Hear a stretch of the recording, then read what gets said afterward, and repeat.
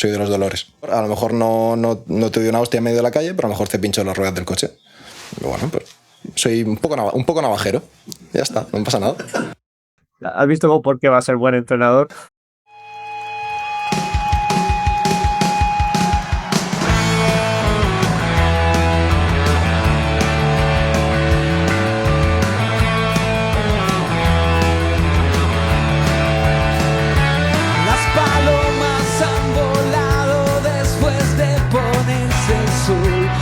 De oro goteando con el ritmo a mi canción. El amor pasa de largo y la fortuna. Hola, esto es El Disfraz de Polifemo. Que la mano me leyó, que arecillo aparezco con diamantes en los dedos, un disfraz de Polifemo y un tambor.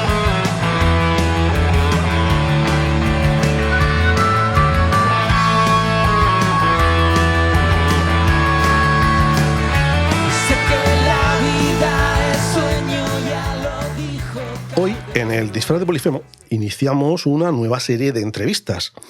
Una serie de entrevistas que en un momento dado llegué a plantearme la posibilidad de que ocuparan un espacio propio, que tuvieran un propio podcast, pero después pensé que qué demonios, que El Disfraz de Polifemo es un espacio súper ecléptico, con diversidad de temas, y que la idea sobre la que quiero trabajar en unas cuantas entrevistas, a la que he titulado algo así como Vivir de un sueño, puede encargar perfectamente como una serie de entrevistas más dentro del Disfraz de Polifemo. Así que, ¿por qué no? Vamos a iniciar hoy la serie de entrevistas bajo el lema Vivir de un sueño, y lo vamos a hacer con Lucas Pérez.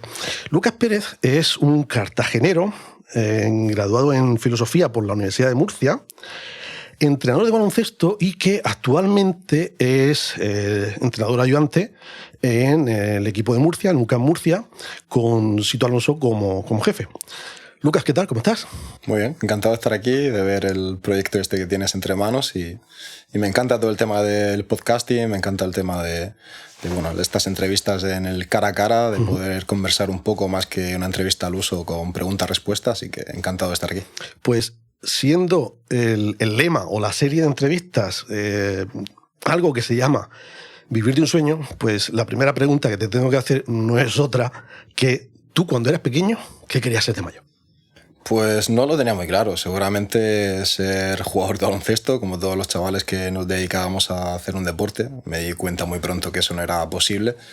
Así que cuando tenía, creo que 16 años, que es cuarto de la ESO, pues ya intenté un poco el camino de la educación, que era algo que me parecía interesante, porque había empezado también a entrenar desde muy joven.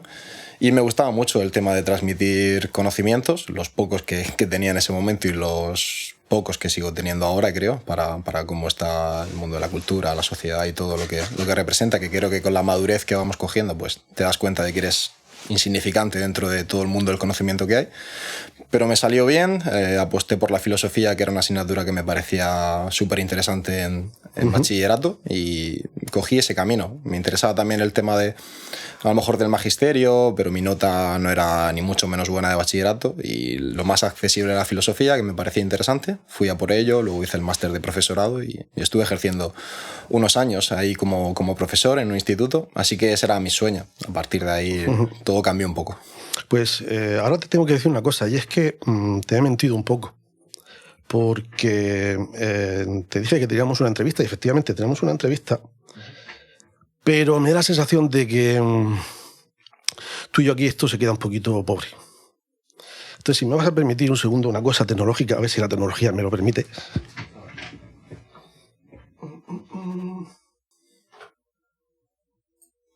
Hombre. ¿Qué pasa? ¿Qué pasa? ¿Cómo estás? Pues no mejor que tú, macho. No. Mejor que tú, que bien os veo. Que bien os veo a los dos. Totalmente. A ver. Pues seguimos, porque había un poquito de trampa. Había un poquito de trampa. Y en realidad no había mucha trampa, porque hasta ayer nos subimos que Frank iba a poder entrar. Y dije, bueno, pues si no puedes entrar, yo tiro para adelante con lo que teníamos previsto y si puedes entrar, pues yo creo que lo suyo es que hagamos una entrevista a 3 bandas porque, Frankie, no sé si has llegado a tiempo de escuchar el inicio. He llegado un poco al final. Lucas, que no he dicho que tienes 32 años, ¿no? Frankie, ¿tienes un año menos, puede ser? ¿O soy exactamente? 2 menos. 2 menos, bueno. Tiene 30 años, también es cartagenero, es graduado en Magisterio de Educación Infantil, es entrenador de baloncesto y es ayudante de Lucas Fernández en Liga Femenina. Y creo que la gente que esté un poco siguiendo el espacio ya se estará coscando de que aunque no os conozca, ya empiezan a haber ciertos paralelismos. Entonces, lo que decía Frankie es que la razón de que hoy intentara que lo hiciéramos a 2 bandas en vez de a una es que en esta línea de entrevistas yo busco un perfil o varios perfiles. El perfil de gente que quiere vivir de su sueño, es decir, que tiene un sueño y que ha apostado por dedicarse profesionalmente a esa actividad. Entonces, el perfil de vosotros dos era perfecto para esto. Pero claro, a ti te tenía a tiro y a Frankie no tan a tiro, porque una videoconferencia, quieras que no, nunca es lo mismo, ¿no? Por eso decía que como ayer efectivamente me confirmó que podía entrar, digo, pues bueno, pues ya me callo y lo intentamos hacer de sorpresa. Yo, por mí, bueno, antes de que él hable, para mí es un placer. La gente que me conoce sabe que siempre tengo a Frankie en mi pensamiento, que siempre intento promocionarlo. Hace poco tuve ahí una entrevista también en Cadena SER y le dije a Rubén, que es el responsable del medio de los deportes de Murcia, le dije que Frankie era un perfil perfecto para el tipo de entrevista que me hizo a mí. Y si hablamos de vivir de un sueño, pues él lo está viviendo. Está aquí, desgraciadamente, porque no está celebrando la Copa de la Reina que participó y que a punto estuvo de dar la sorpresa en cuartos de final. Así que por mí encantado que esto sea 3 bandas en vez de un cara a cara. ¿Cuándo y cómo os conocisteis? Entiendo que sería en Cartagena, porque los dos sois de allí y los dos sois de baloncesto, pero el momento concreto, ¿tenéis un recuerdo concreto de cómo fue? Bueno, un recuerdo concreto, te diría que yo empecé a jugar a baloncesto también en el Club de Baloncesto Salesiano. Pues no, Cartagena es muy grande, pero justo da la casualidad de que somos del mismo barrio y prácticamente a 5 calles vivimos, 5 manzanas. Entonces yo con 12 años creo que era, Levín de segundo, entré a jugar al Club de Baloncesto Salesianos y Lucas ya era jugador de ese infantil masculino y teníamos algún amigo en común, exactamente uno de mis vecinos, y ese podría ser el primer momento en que nos conocimos de vernos, ¿no? Pero luego sí que es cierto, más en profundidad, quizá ya con 16, 17 años, que ya empezábamos los dos a entrenar. Bueno, Lucas llevaba algo más que yo y ahí fue cuando empezamos a conectar muchísimo más en todo. Bueno, yo creo que la clave o el año clave en el que realmente tenemos más relaciones cuando él es junior de segundo año todavía, si no recuerdo mal, y comienza a entrenar primero con el segundo autonómica, luego con el primer autonómica de Salesianos, y ahí está Moisés Navarro, que es una de las personas que nos conecta en el mundo, sobre todo del entrenador, porque era nuestro director deportivo, coordinador de escuelas, no recuerdo exactamente. Y yo era el ayudante de ese primer autonómica en el que Frankie subía a jugar. Y bueno, ese año tenemos algunas anécdotas divertidas. Él tuvo un partido interesante en Lorquí aquel año. Y... A ver, no, vamos por partes, que luego se nos olvida. Lorquí. Nada, bueno, él tuvo... Como jugador, digamos, era un jugador muy interesante que evolucionó del 4 a la posición de base ese año con nosotros. Del 4 es base. Sí, bueno, él venía de jugar en infantiles, que ellos consiguen llegar a Final Four de Archena sin pasar por alero. Con Javi Vargas, nada, sin pasar por alero ni nada. Y de hecho yo recuerdo un partido que, bueno, Moisés, vamos a decir que no pudo ir y él fue el segundo base de aquel equipo, ganamos el Lorca para poder meternos en playoff, pero el Lorquí, yo diría que unos meses antes, porque recuerdo que era invierno, él llevaba una carga de entrenamientos increíble con el junior, con el segundo autonómica, con nosotros. Y bueno, hay un momento del partido en el que está defendiendo y hay que parar el juego porque empieza a gritar. Teníamos un fisio en el equipo que era Alberto, que tiene una clínica en Cartagena y que trabaja muy bien con los jugadores de allí, de Cartagena. Y tuvo que salir a atenderlo porque se le había subido el cuádriceps y cuando estaba atendiéndole Alberto, intentando estirarle el cuádriceps y tal, empieza a gritar otra vez y es que se le estaba subiendo el otro cuádriceps. Entonces, pues bueno, es una muestra también, al margen de la broma, de ver esa escena al Lorquí, pues es una imagen perfecta de lo que es Frankie, que lo tiene que tumbar la salud para parar y es un cabezón, es un trabajador increíble y bueno, ese año podía hacer fácilmente 12 horas de entrenamiento a la semana y jugar 2 o 3 partidos los fines de semana. Así que lo que está consiguiendo ahora como entrenador, pues seguramente sea producto de toda esa educación que tuvo. Pero entiendo que creo que los dos lo habéis dicho muy claramente, que como jugadores nunca tuvisteis claro que hubiera un futuro razonablemente bueno ni medio bueno, ¿no? ¿Lo tuvisteis muy claro pronto eso o no? Bueno, yo quizás estaba un poco más motivado. Era un poco más motivado, pero ya a los 22, creo que fue 21 22, ya me di cuenta de que ni físicamente me iba a compensar ese desgaste que daba, ni que por supuesto que no iba a llegar a mucho más. Sí que es cierto que era algo que aunque fuera a jugar con los amigos, no sé, no me lo podía tomar a no ser competitivo o a no tener un máximo compromiso. Entonces directamente fue como cortar de raíz, ya con 22 directamente solo entrenar. Pero la cuestión es, entonces, ¿pero el entrenar era un plan B o fue una cuestión paralela para vosotros? Para mí fue una cuestión principal porque yo empecé siendo infantil de primer año, ya era entrenador ayudante de un Benjamín, de Fernando, que era un entrenador que teníamos allí que era mi entrenador en infantiles y me pidió que le ayudara y ya empecé a dirigir algún partido. Y yo realmente sabía que intentaría jugar hasta que pudiese. Seguramente jugué demasiado y ahora mismo no jugaría, tal y como está el nivel de los chicos hoy día en Murcia. Pero bueno, para mí era un plan A en cuanto a lo deportivo, no en cuanto a la vida. No, fue un poco, fuimos compaginando, por lo menos yo, desde los 16 creo hasta los 22, el ser entrenador. Estuve muchos años de entrenador ayudante también con Moisés Navarro y ya fue un momento que no se podían compaginar las dos cosas también a nivel deportivo y a nivel de tu vida universitaria o a nivel de estudios, que era un poco una locura, era una auténtica locura, porque al final no solo estabas entrenando con un equipo, es que entrenabas, eras ayudante de alguien, entrenabas un equipo, ibas a las escuelas, ibas con los amigos a ver otro entrenamiento y tenías que elegir y tal. Y como bien hemos dicho antes, como jugador, en ningún momento se veía que íbamos a jugar en ACB. Pero en vuestro caso habéis tenido que elegir varias veces, ¿no? Porque la siguiente elección es la de dar el salto. El primero que da el salto entiendo que fue Lucas, ¿no? El primero que tuvo la ocasión de decir, pues toca dar un giro en la vida, ¿no? Sí, yo creo que sí, porque creo que ese año, si no recuerdo mal, el año que a mí me proponen estar con el ACB, Frankie todavía estaba entrenando en la cantera, que es al año siguiente que yo subo con el primer equipo cuando él se va a Jairis a entrenar, como entrenador ayudante de Víctor Verdú.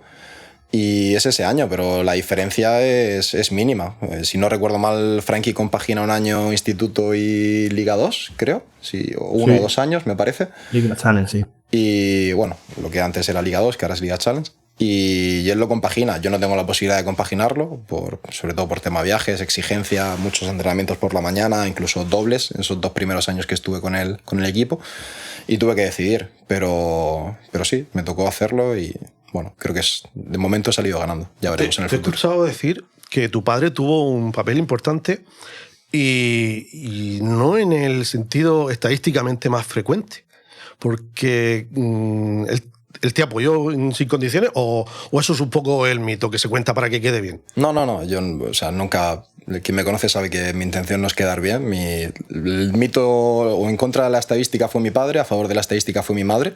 Me dijo que qué tonterías estaba pensando, dejar un trabajo estable como profesor con mis vacaciones. Bueno, eso sí que son mitos de los profesores, de por la tarde no trabajan, o Frankie lo sabe incluso mejor que yo, por la tarde no se trabaja, los fines de semana son libres. Bueno, luego hay que corregir exámenes, hay que ir a un claustro, hay que hacer alguna actividad extra. Pero mi padre fue el que me empujó, me dijo, mira, tienes 25, creo que tenía en aquel momento, me dijo, cógelo, porque si no lo haces ahora con 25, sin familia, sin nada, ¿a qué vas a esperar? ¿A los 35, a los 40? No es rentable, es el momento de hacerlo. Y ellos me apoyaron económicamente. En el caso de Frankie fue un poquito más gradual, ¿no? Sí, empecé el primer año con Víctor Verdú en el Liga Challenge y compaginaba las funciones de ayudante con ir por las mañanas al colegio. Entonces fue un poco una locura porque había viajes que salía de él, había semanas que salía el viernes del colegio, el sábado a las 6 o 5 de la mañana cogía un tren para llegar a Cáceres porque el sábado por la tarde estábamos jugando allí un partido de Liga Challenge.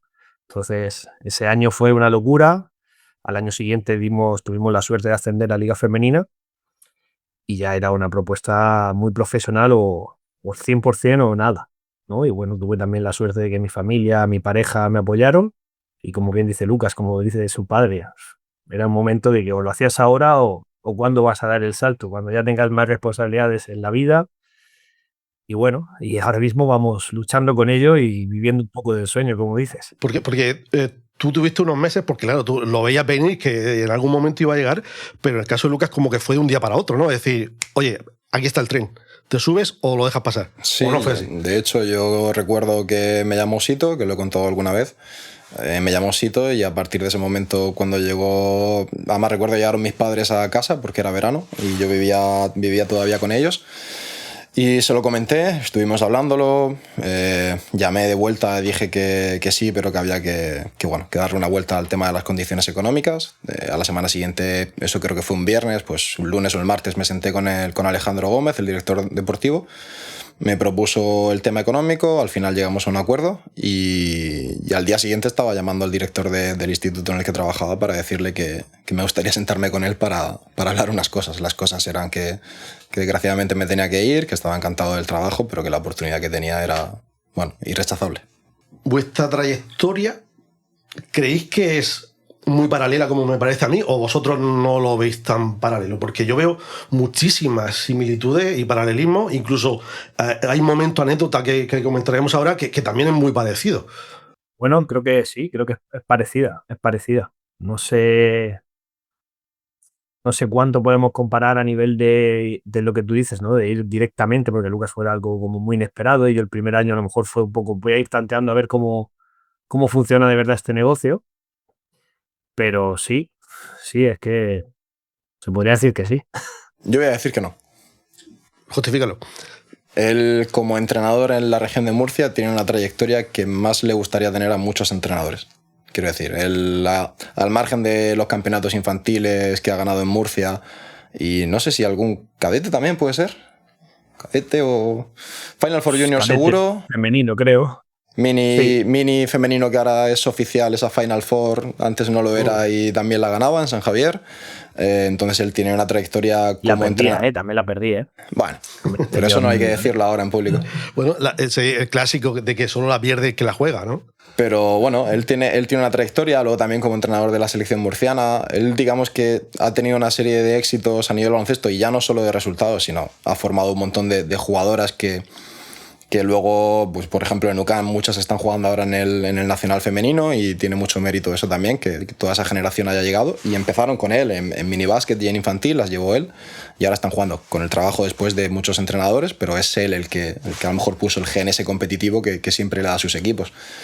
Y creo que lo suyo es un trabajo de picar piedra, que se lo ha ido ganando. A él lo han llamado y le han dicho, oye, te queremos por esto y queremos que estés aquí, que creo que también es lo que hizo Víctor Verdu en su momento. Así que lo suyo tiene mucho mérito. Yo como entrenador de bases creo que hice 2 Final Four, una con un cadete femenino de primer año de estudiantes y otra de un infantil de primer año de UCAM Murcia. O sea que no es comparable. Pues ahora me vais a permitir que yo meta baza aquí para mal y... porque de pronto me toca la fibra, el tema de la formación, porque habéis sacado a colación que si finales, que si torneos, que si tal, pero vamos a ver, ¿no habíamos quedado que en formación lo importante era formar y que salieran jugadores? ¿O no tanto? Para mí, como entrenador, al final, desgraciadamente, te da mucha más publicidad el ir a un campeonato de España o el ganar una Final Four en Murcia que lo que hagas con tus equipos. Yo tengo la fortuna de haber entrenado meses o años a algunos jugadores que ahora están jugando en EVA o que están jugando incluso más arriba y he aportado mi granito y nunca he ganado una Final Four. Frankie ha tenido la oportunidad de hacer las dos cosas, de formar a jugadoras y de ganar esos títulos. Yo me quedo con la formación. De cara a mi conciencia y mi bienestar personal me quedo con la formación. Pero en los periódicos sale quien sale y al final la gente suele fichar por esas cosas, desgraciadamente. Sí, totalmente. Sí que es cierto que ahora con los años lo vas viendo, o con los años, como si tuviéramos muchos, pero no sé, que vas viendo unas veces de decir, hostia, a lo mejor he sacrificado muchas cosas en formación que ahora no haría, ¿sabes? Que ahora no haría. No sé, pues quizás la madurez, quizás la experiencia, no sé cómo lo harías. Eso está claro que no he hecho ni disparates ni otras cosas, pero lo- reflexiona, le vas dando vueltas y tienes, no sé, a lo mejor tú te saltas algunos pasos que luego, no sé si eso te hacen ganar, también no sé si esas cosas te hacen ganar partidos, pero creo que lo haría totalmente diferente. Respecto a la publicidad, bueno, sí puede ser la que otros te dan. También hay mucha gente que no, que se publicita de otra manera, ¿sabes? Diciendo con las redes sociales, como es actualmente, mucha gente como que se le autobombo en esas cosas y esas cosas a lo mejor ni Lucas ni yo creo que hemos sido personas que lo hemos hecho o que lo hacemos a día de hoy. Entonces no lo sé. Antes, Tienes razón, antes, yo creo antes que de que salga algún hater, yo sí he hecho cosas en redes sociales, en Twitter hacía hilos de análisis de partidos y demás, pero porque tengo una estúpida tendencia a dar cosas gratis en el mundo. Entonces, esas cosas, a diferencia de lo que muchos piensan, no me reporta ni publicidad ni dinero, lo doy porque creo que aporto cosas a algún entrenador joven que me pueda seguir y me parece interesante, pero lo hago igual con los libros que leo, pues los publico en mis redes sociales y creo que doy un feedback y sé de amigos que de Cartagena, oye, pues he leído este libro que lo vi, tal, no sé qué, me pareció interesante. Y creo que las redes sociales en un origen son para eso y no son para tanto hate y tanto... Tuvieron su momento, sí. Pero me vais a permitir que haga yo aquí una postilla, aunque se supone que yo soy el que hace las preguntas, pero en este tema ahí me ha vuelto a tocar la fibra. Porque cuando yo salí de baloncesto, me di cuenta de que si te especializas, aunque esto quizá tocaría verlo un poquito más adelante, ¿no? Pero bueno, ya que habéis puesto el menú en la mesa y lo hemos abierto, vamos a trocearlo y ya veremos después si edito, lo monto o cómo lo ordenamos esto, porque esto quería que fuera después. El trabajo que tenéis ahora los dos, sobre todo la parte relativa al scouting, que es donde quería hacer yo el comentario, si te especializas mucho en eso, y es algo que he vivido en mis carnes, llega un momento en el que tu público son 14 personas. Si tu trabajo es maravilloso, probablemente tenga alguna repercusión en el juego. La tendrá, claro. Pero si no lo es, quizá tampoco se note tanto. Y a donde voy es que cuando tú terminas la temporada, salvo esas 14 personas, nadie es capaz de hacer una valoración crítica con conocimiento de causa de si tu trabajo es bueno, malo o regular. Con lo cual, de cara a un tercer salto, un nuevo equipo, estás vendido. No te conoce nadie. Por lo tanto, ahí vuelvo al tema de las redes sociales, a veces, y por eso entiendo que hay mucha gente que lo hace, porque en realidad todos querréis trabajar después, o como primeros, o en otro equipo, si no va bien donde estáis, o algo así, y que os conozca más gente, ¿no? Entonces, ¿cómo enseñas tú tu trabajo como ayudante? Yo no lo... O sea, entiendo tu posición, pero yo no lo hago por eso. Yo lo hago porque cuando llega el verano me gusta ver a todas las selecciones nacionales. Creo que es un momento de... Hablando solo de baloncesto, que a lo mejor no es el tema hoy, pero es un momento de sistemas diferentes, preparaciones muy cortas, gente de muchísima calidad, con muchos detalles, que por eso juegan en sus selecciones nacionales. Y es mi momento de enfermo en el que puedo ver el baloncesto que yo quiero, cuando yo quiero, con los timings que quiero, porque durante la temporada pues tengo que ver 5 partidos o 6 partidos del equipo al que me voy a enfrentar y la vida no me da para eso. Pero lo último que me apetece es que me conozcan por un hilo de Twitter, la verdad. Prefiero que me conozcan por ser el ayudante del subcampeón. Bueno, creo que hay mucha más gente a la que le puedes preguntar. Le puedes preguntar al GM, le puedes preguntar a los jugadores, a todos los jugadores que has tenido. Perdón. Le puedes preguntar a otros miembros del staff técnico con los que has coincidido. O sea... Frankie.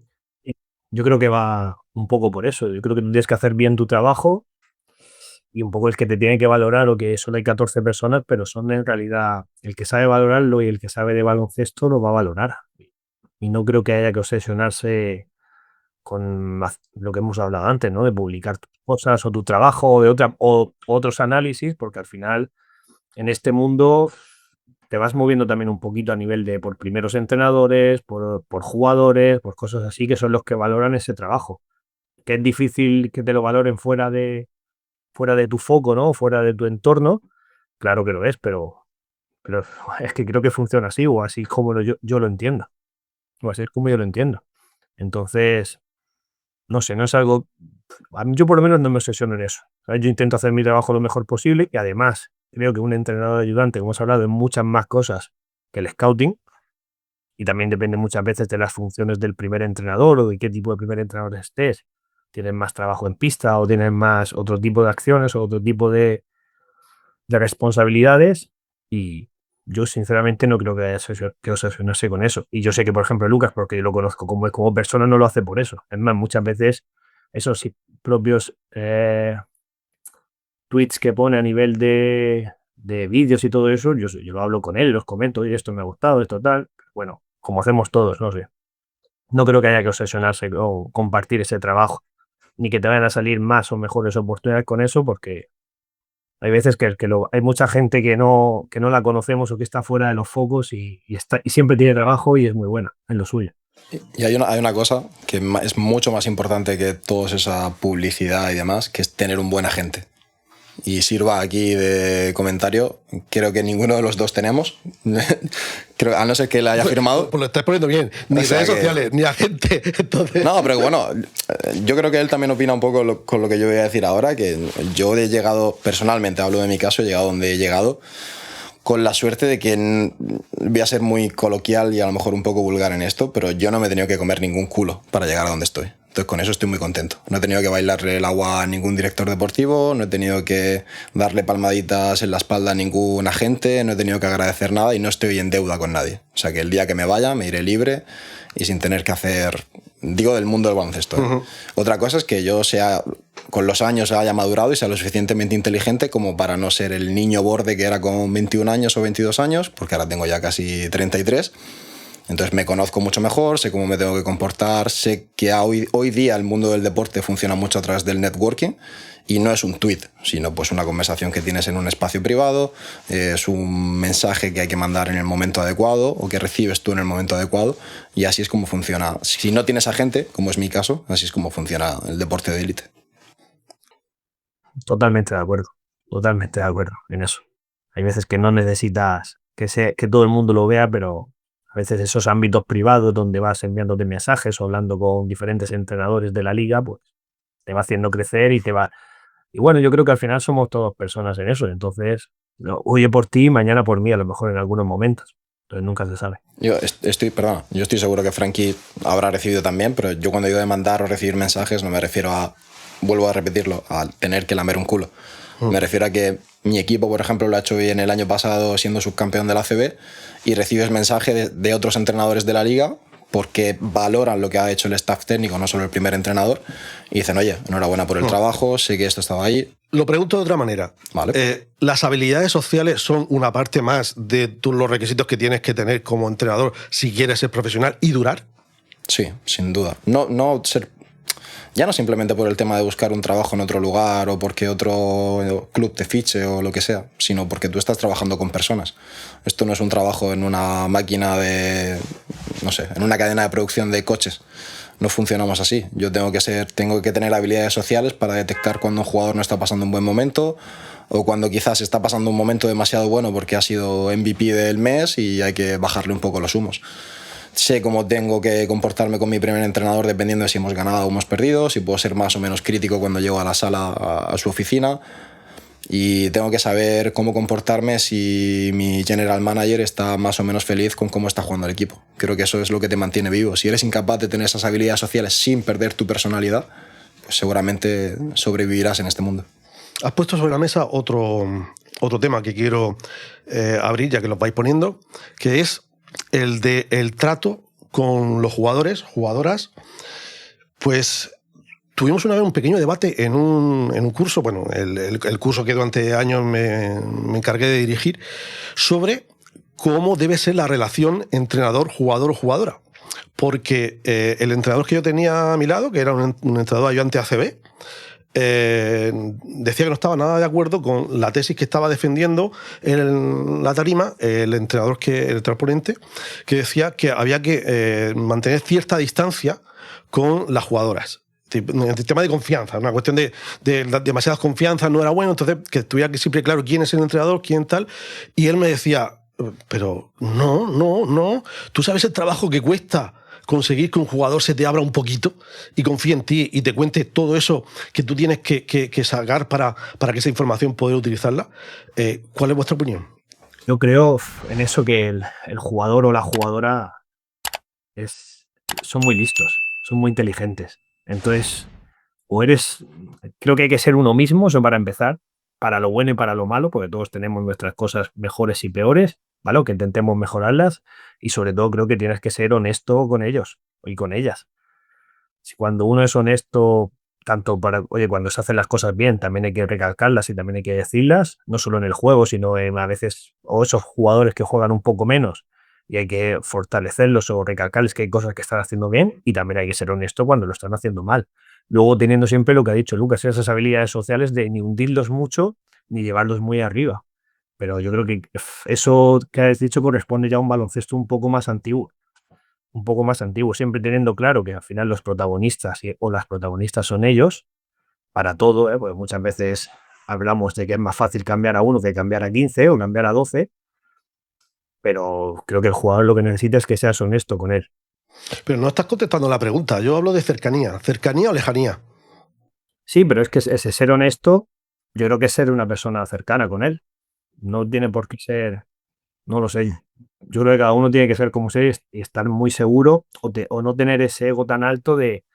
Hay veces, hay muchas decisiones que no son lo que tú propongas, sino lo que ellos o lo que a ellas les llegue. Entonces, o eres cercano y tal, o no creo que, no creo que te vayan a comprar tu mensaje muchas veces. Sin dejar de ser cada uno lo que es y teniendo claro cuáles son esas líneas rojas donde todo tenemos claro que no debemos pasar. Yo creo que es justo la palabra que ha utilizado Frankie, que es honestidad. Si tú eres honesto, como él dice, tienes que ser cercano. Una persona que te miente a la cara no es una persona cercana. Y una persona que te dice lo que quieres oír en el momento que lo quieres oír, seguramente te está haciendo mucho daño por detrás. Entonces, creo que hay dentro de la cercanía, creo que hay una distancia entre ser honesto cuando el jugador llega al pabellón, o cuando vas en el bus con él, o cuando decides tener una reunión con él de emergencia en un aeropuerto en Turquía durante media hora. Creo que eso es cercanía y dista mucho de irte a cenar con él a Odiseo, que es el casino de aquí de Murcia, o a Salcillo, o no sé, cualquier sitio en el que podáis pensar que un jugador o una jugadora podrían acabar. Creo que eso es contradictorio. Es decir, naturalidad. No, es que incluso hay una distancia. Estamos hablando mucho de distancias entre la naturalidad. Yo puedo ser natural, pero sin perder el foco de que soy una persona que tiene un puesto de autoridad sobre ese jugador-jugadora. Yeah. Entonces, naturalidad, sí, pero hay que ser natural también cuando las cosas van bien y cuando las cosas van mal. Por eso creo que la honestidad y la cercanía son importantes. Si yo a un jugador que lo ensalzo cuando todo va bien, cuando se equivoca, lo penalizo o lo castigo por el error que ha tenido, creo que no soy justo con él. Entonces, en ese punto, hablaba ahora Frankie de los entrenadores un poco más a la antigua, un poco más, no sé, de ese baloncesto yugoslavo de los 70, los 80, que me empapó mucho aquí en España y gran parte de Europa.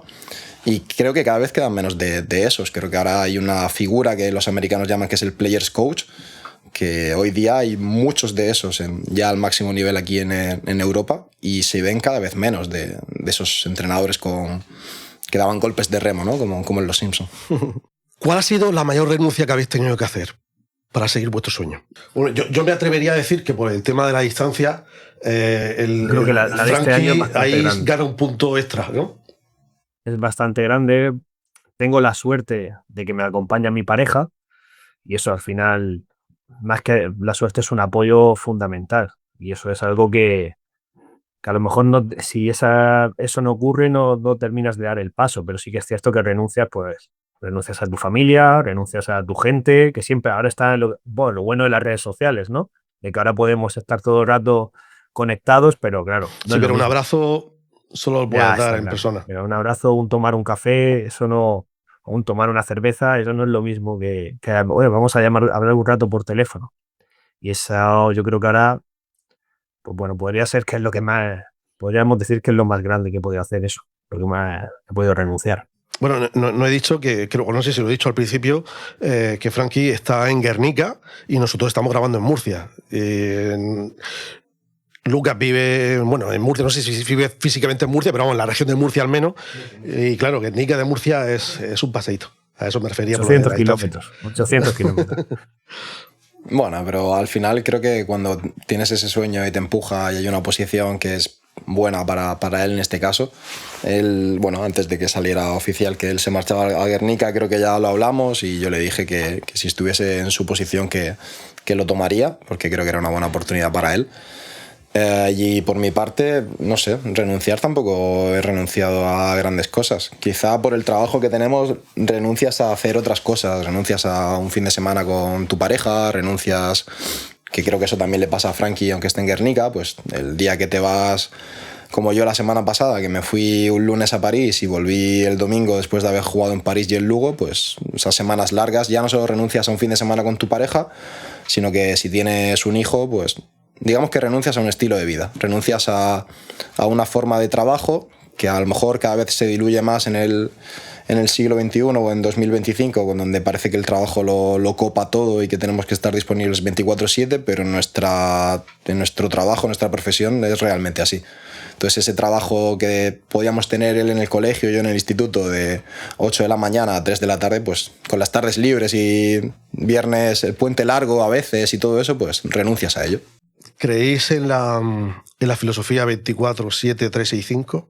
No, lo odio por encima de todo. Me adelanto a Frankie, me parece absurdo, me parece estúpido, me parece contraproducente, me parece que mata al ser humano, que no le permite desarrollarse como persona.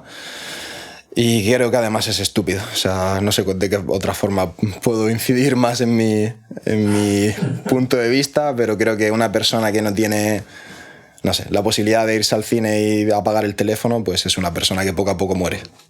Porque además, yo hace tiempo que dejé de ser entrenador, pero en el curso de iniciación ya te enseñan la regla básica del entrenamiento es trabajo más descanso igual a supercompensación. El cerebro no funciona con esos parámetros, es decir, no necesita descanso un cerebro para rendir al máximo. Mira, yo te voy a poner un ejemplo de justo esta semana pasada que te decía de toda la semana fuera. Yo el domingo a las 3:30 de la tarde llegué de toda esa semana, llegué a casa de mis padres en Cartagena, porque lo que hablabas de los abrazos, pues hay veces que necesitas un abrazo, hay veces que necesitas... Comí con mis padres y me pasé toda la tarde en el sofá porque estaba absolutamente roto. O sea, roto en el sentido de la noche anterior había dormido 3 horas haciendo un postpartido, había tenido que levantarme a las 6:30 de la mañana para coger un vuelo, luego hacer escala, luego coges otro vuelo. Al final, físicamente, ya no solo mentalmente o psicológicamente, sino que físicamente estás agotado. Y si viajas como viaja Frankie en autobús 800 kilómetros, pues peor todavía. Yo en ese sentido soy un afortunado.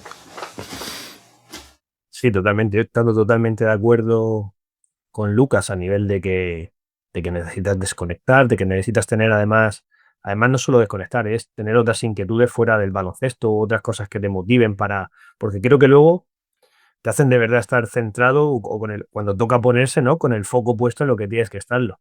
Lo que sí que me parece muy difícil y que cada vez intentas encontrar algunas vías de desconexión es que aunque vayas al cine, aunque desconectes el teléfono, aunque vayas con tu pareja a pasear, vayas a hacer algo de deporte, que la cabeza intentar de verdad sacarla del foco de lo que tiene que estar. Y eso cuesta bastante, la verdad. Necesitamos, yo creo, también los entrenadores, que cada vez se ve más, ¿no? Todo el tema de los psicólogos deportivos o gente que nos dé herramientas para ayudarnos a desconectar de verdad. Cada uno intentamos hacer algunas cosas, ¿no? Algunos tener nuestras propias herramientas, pero bueno, muchas veces es difícil que la cabeza no vuelva, ¿no? A, hostia, esa jugada o por qué esto así o estar sobrepensando. Bueno, sobre todo también en momentos de tensión competitiva o cuando empieza lo bonito también por otro lado. Entonces, bueno, es difícil, hay que hacerlo. Yo creo que a mí me viene de escándalo el irme con mi pareja a pasear o el irme con mi pareja a tomar algo. Me hace ponerme los pies cable a tierra, ¿no? Es mi cable a tierra muchas veces, pero la cabeza a veces te juega malas pasadas. No son malas pasadas, sino que te vuelve sola a pensar.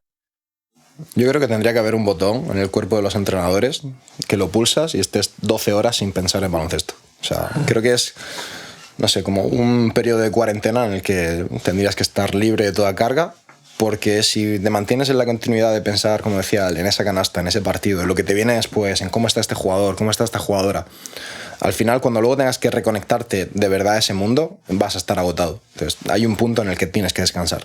Claro. Y lo problemático es que en esta profesión eso, el desconectar, es sinónimo de ser vago. Y creo que la gente todavía no ha entendido que las personas necesitamos, si estamos 24 horas en alerta, es imposible que cuando venga un peligro real lo seamos capaces de verlo. Luego, si tienes por costumbre salir un ratito después de un partido, hay que salir tanto si ganas como si pierdes, ¿no? Parece una obviedad, pero... Sí, a ver, pero es que salir es... Salir, es relativo. Dar una vuelta, lo que sea, sí, lo que tú tengas. Yo, por ejemplo, a mí personalmente me molesta mucho terminar el partido y tener que hacer el postpartido. O ver el partido otra vez. Yo creo que soy lo suficientemente inteligente como para que lo que acaba de pasar hace 5 minutos tenerlo fresco. Prefiero que pasen unas horas y ver el partido después, con calma, sin la rabia de el árbitro ha pitado esto, mi jugador se ha equivocado en esto, o aquel jugador que canasta ha metido, ¿no? Es mejor verlo fríamente, calmar un poco las emociones y tener un poco el ojo crítico más puesto en eso. Sí, en eso que has dicho de que cuando se gana y cuando se pierde, creo que tenemos que tener a veces el foco siempre en lo que es verdaderamente importante, ¿no? Porque esto es deporte, a veces se gana y a veces se pierde y muchas veces no es porque tú hayas hecho mal tu trabajo, es que la rival ha sido mejor, o tiene mejor plantilla, o tiene mejor jugadores, o ese día por lo que sea no se ha dado. Entonces es importante. Aquí, por ejemplo, en Guernica, algo que me sorprendía y que me parece la hostia, porque creo que el Lucas Fernández o el Lucas Malo, como él se autodenomina, tiene algo que es una persona normal. Y siempre, por ejemplo, en el bar que hay enfrente, se gane o se pierda, siempre luego, después de los partidos, cenamos. El cuerpo técnico, a veces el presidente, a veces las familias.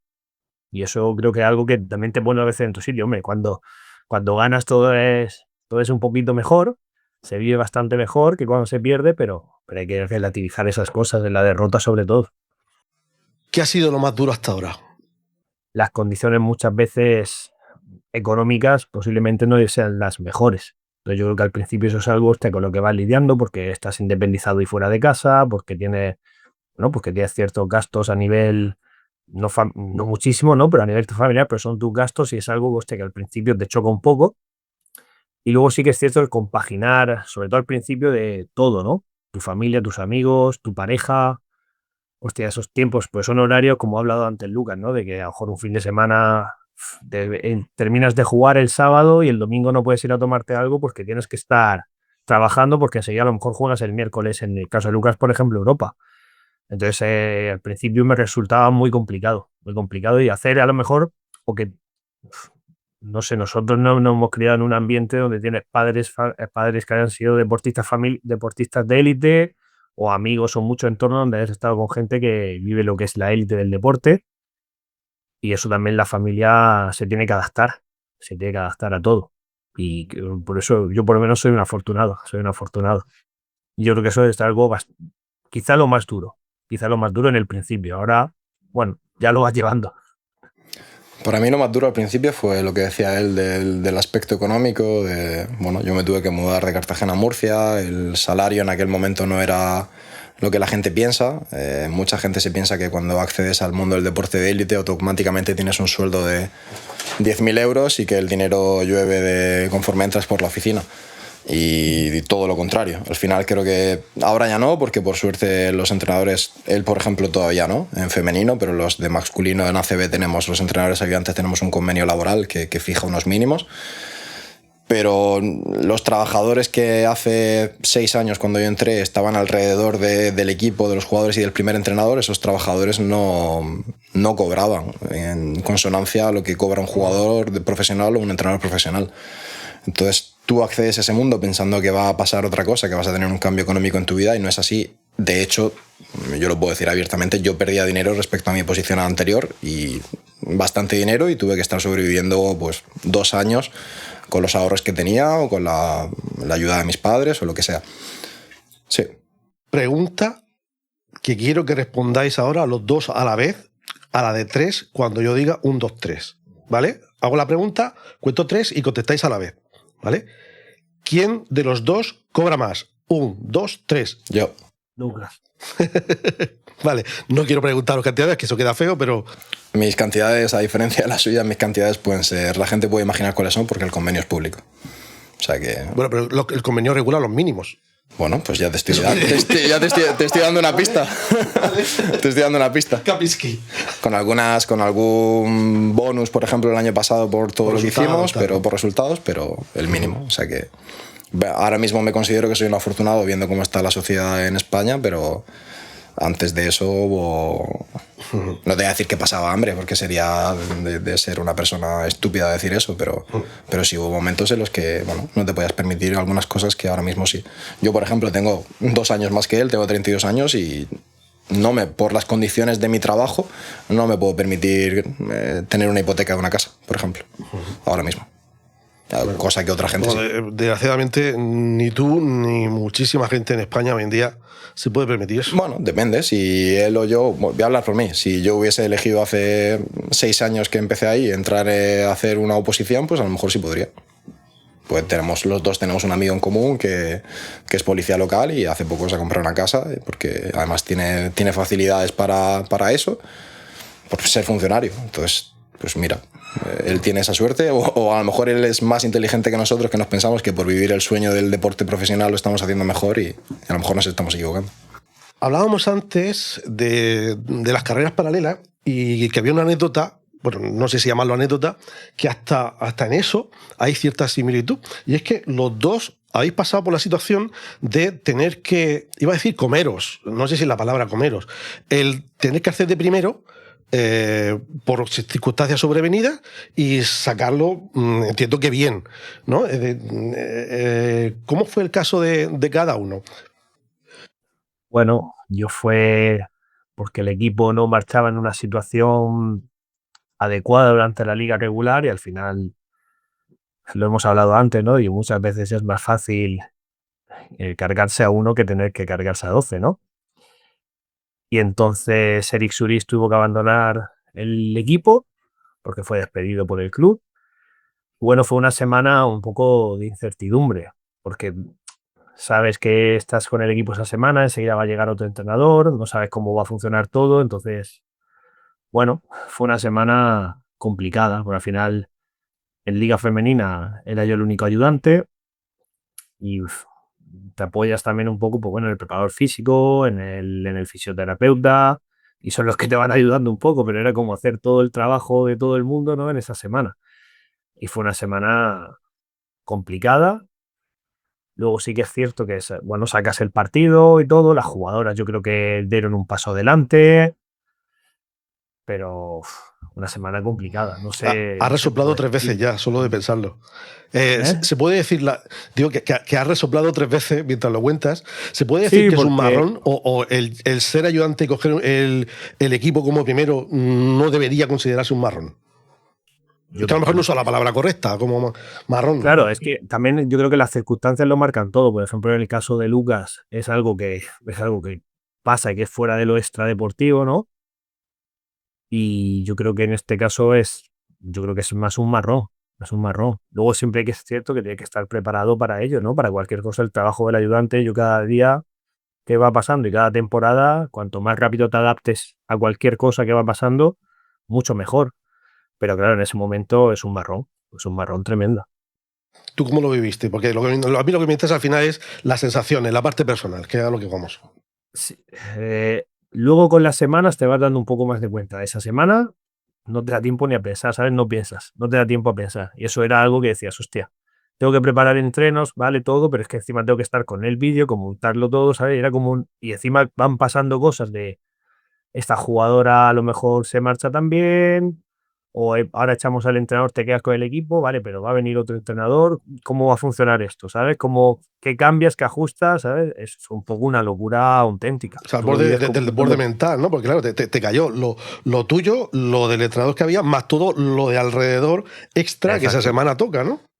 Exacto, está claro. Entonces es algo que va ocurriendo, va pasando la semana, van pasando los días, tú intentas ahí, vas sobre la marcha intentando, bueno, pues tocar cosas, pensando, pero no te da tiempo ni a disfrutar. No sé si el sentimiento no puede ser disfrutarlo porque en ningún momento te paras ni a pensar en qué está ocurriendo de verdad. Esa era la otra cosa que te quería preguntar. ¿Se puede de verdad disfrutar en un momento así?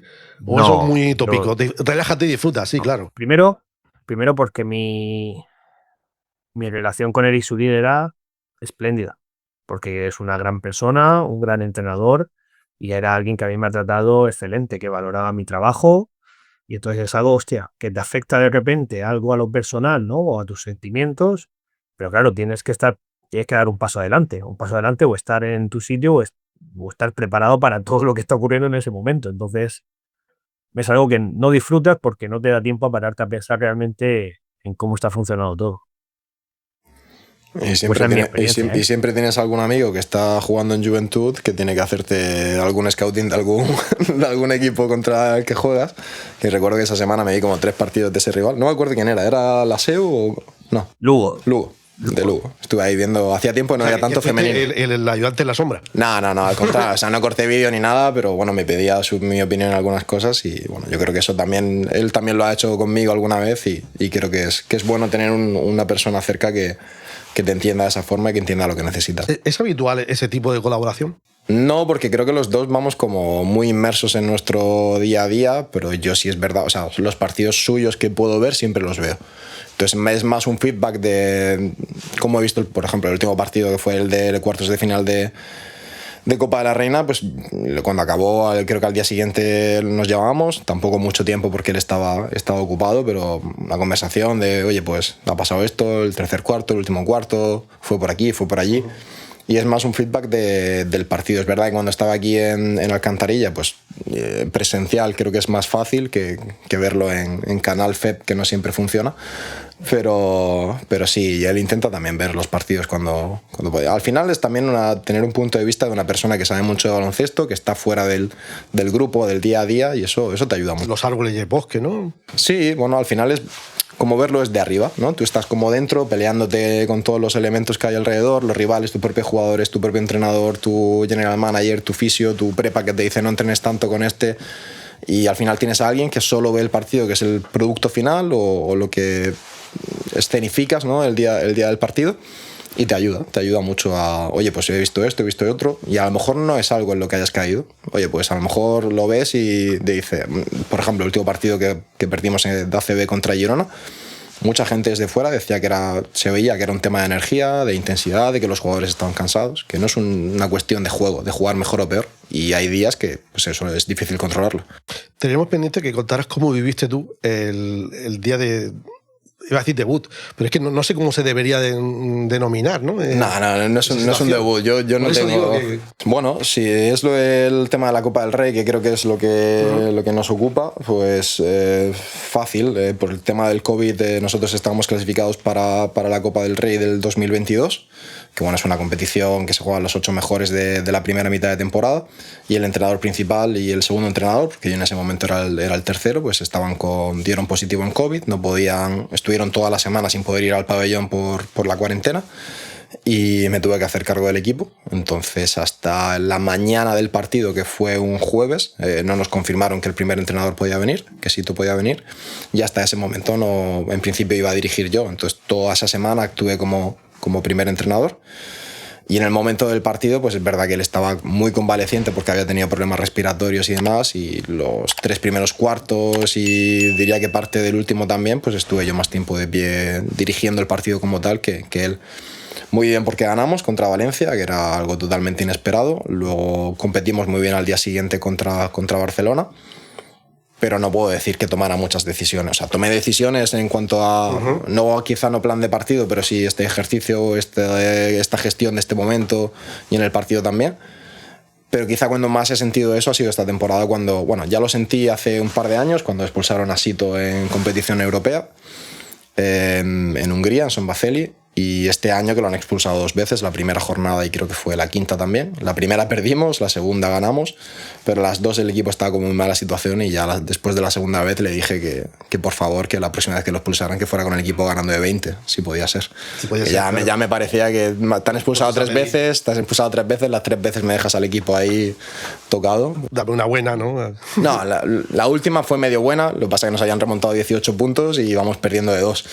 Quedaba falta de 4 minutos y medio, creo que era algo así, o sea que Difícil, pero lo sacamos. Pero básicamente lo que quería saber, o lo que más me motiva a saber es el grado de decisión, es decir, cómo te planteas la toma de decisiones respecto a hasta dónde puede llegar. Es decir, ¿tienes claro dónde está la línea, en tu caso al menos, que era como más gris todo, el hasta aquí llego, hasta aquí decido yo?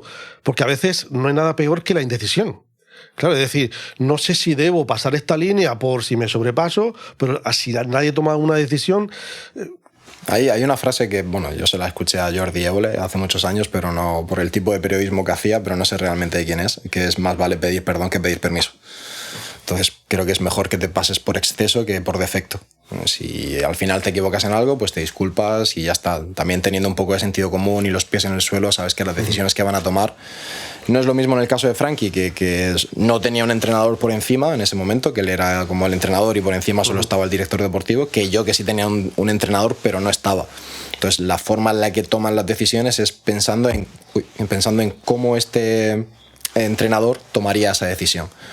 No eres una persona autónoma a la hora de decidir. Puedes decidir en pequeñas cosas de cómo te comunicas con un jugador, porque al final es lo que hablamos antes, yo soy yo. No soy Sito Alonso, no soy Lucas Fernández, no soy Frankie García. Entonces suena un poco irreal si yo voy y le hablo a un jugador como si yo fuese Sito Alonso, con su experiencia, con su talante, con su forma de comunicarse. No, yo soy yo. Entonces pero si te preguntas cómo jugaría él esta situación, ¿no? Sí, cómo jugaría él o qué decisión tomaría para hacer este ejercicio, o también en qué dinámica está el equipo, porque Frankie, por ejemplo, no tenía un primer entrenador por encima, pero tus jugadoras vienen de entrenar de una forma concreta y lo último que pienso yo en su situación, lo último que debes hacer es cambiar todo, ¿sabes? Como, pues ahora vamos a hacer estos ejercicios de esta forma, ahora vamos a hacer esto, no sé qué, ahora para este partido vamos a cambiar la rotación y las que eran titulares ahora son suplentes. Si haces ese cambio tan drástico, seguramente sea perjudicial. Frankie, en tu caso, que sí que había un punto de ruptura claro, aunque estaba claro que era una situación interina, pero llegaste a dar el pasito de decir, vale, pero sí hay un detallito táctico que me gustaría meter, una jugadita, o en esa situación de vorágine ni siquiera se te pasa por la cabeza dedicar tiempo a eso porque no vas a poder meterlo. Sí, a ver, yo creo que primero lo que dice Lucas es, esa semana por lo menos, o como yo lo planteé, es agarrarte un poco a las cosas que el equipo hace bien.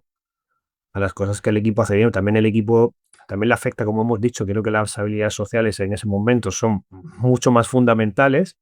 Entonces es agarrarte a las cosas donde el equipo tiene confianza y donde el equipo ha estado rindiendo durante toda la temporada. Sí que es cierto que tocamos algún detalle, pero bueno, como puede ser en cualquier plan de partido, ¿no? De que ajustas sin meter lo que hemos dicho, sin meter nada nuevo, pues bueno, ajustas a lo mejor algún detalle dentro de tus sistemas o dentro del estilo de juego, donde aquí en estas cosas le podemos hacer daño al rival.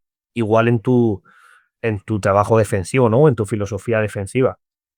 Pero no puedes hacer, yo creo que sería un error poderte hacer grandes cambios sabiendo que no, a lo mejor va a llegar otro entrenador y van a ser otros cambios diferentes y al final la jugadora la vuelves loca. A nivel de rotaciones, pues algo parecido, al final tomas tú las decisiones, las vas tomando, pero bueno, también eso, pues yo creo que te lo da el juego. Yo creo que eso te lo da el juego, ¿no? Puedes tener establecido algunas cosas, ¿no? En plan de partido, o saber, por ejemplo, qué quintetos son tus mejores quintetos defensivos o en función del rival. Pero esas decisiones las vas tomando tú durante el partido y te lo da el partido muchas veces. Y no te puedes volver, yo creo que no te tienes que volver loco en hacer muchos ajustes técnicos, tácticos, sino en agarrarte a lo que el equipo hace bien, si quieres meterlo a algún detalle en plan de partido y mucho más a veces a lo emocional. Os preguntaba antes qué es lo peor que habéis vivido en el baloncesto, o lo peor que habéis tenido en el baloncesto. Os pregunto ahora qué es lo mejor que os ha dado el baloncesto o que habéis vivido en el baloncesto. Para mí, absolutamente todo lo que tengo, salvo mis padres y mi hermana y mis abuelas y mi familia genética, digamos, todo me lo ha dado el baloncesto. Al final es algo que te absorbe tanto que no es un deporte, no es una profesión, perdón, como, no sé, como ser, te diría,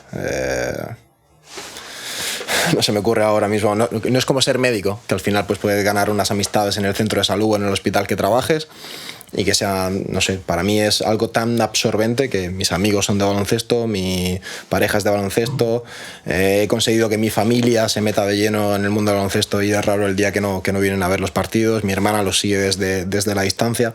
Entonces, al final es, incluso a veces echo de menos tener más amistades fuera del baloncesto porque es lo que hablábamos antes, de que te ayuda a desconectar. Yo, por ejemplo, lo hablaba con él, hay veces que bajo a Cartagena y varios amigos íntimos son entrenadores de baloncesto y es, bueno, ¿y cómo puedo hacer esto? ¿Y cómo puedo hacer lo otro? ¿Y cómo tal? No sé qué. ¿Y tú cómo lo harías? Y es como, bueno, ya, pero al final también creo que también es un proceso de maduración, porque nosotros dos, por ejemplo, pues recuerdo otro entrenador que nos ha marcado mucho los dos, que es Nino Solana, pues bajar de Murcia de entrenar, de Alcantarilla de entrenar, y a las 9 quedábamos para cenar y eran las 3 de la mañana y seguíamos en la puerta del restaurante hablando. Y bueno, pues si es que al final nos hemos criado con eso o hemos bebido de eso, entonces a mí ahora personalmente no me importa hacer eso. Quiero decir, si me tengo que sentar, y lo he hecho con, no sé, con varios amigos que también son amigos de Frankie, de sentarme con ellos, oye, pues yo esto lo haría de esta forma, o yo iría por aquí, o yo iría por allí, porque creo que también es una forma de devolver lo que nos han dado a nosotros otras personas, y creo que eso siempre es. Pero para mí lo mejor es que te diría que el 90% de mi vida es gracias a los viajes que he hecho, no sé, este verano pasado, por ejemplo, era la primera vez que iba a Suecia y fue por un campamento de baloncesto, cosa que me parece súper interesante. Viajar a Grecia, que era uno de mis sueños, pues también lo hice, pude hacerlo a través del baloncesto, así que perfecto. Muy parecido, como ha hablado Lucas, del entorno familiar, pero solo con decirte que mi pareja era entrenadora de baloncesto en un campus a la misma vez que yo y a partir de ahí pues ya llevamos casi 9 años, pues imagínate. Entonces, yo creo que todo, la mayoría de las amistades son todas del baloncesto, incluso algunos amigos que eran jugadores conmigo y dejaron de jugar a los 18, pero todo viene a raíz del baloncesto. Entonces, prácticamente todo va ligado. El que todas tus relaciones, amistades sean del baloncesto, ¿eso es bueno, malo o inevitable? Pues no sabría valorarte si es bueno o malo. Inevitable. Yo creo que diría que es inevitable. Diría que es inevitable porque, no sé, es natural. Y también hay mucha gente del baloncesto que luego pues no congenias o no tienes ese tipo de relación, pero yo creo que es algo que se da de manera natural, como que se puede dar, como ha dicho Lucas, en cualquier tipo de trabajo, solo que sí que es cierto que al ser algo que empieza sin ser algo tan profesional, ¿no? Que es algo muy pasional por parte de todo el mundo que está allí, ya era todos los entrenadores que habíamos de cantera juntos, o los delegados, o los padres, o lo que sea, y eso es algo que nos une más que el entorno solo profesional. Entonces, yo creo que es inevitable. Sigamos hablando de las personas entonces.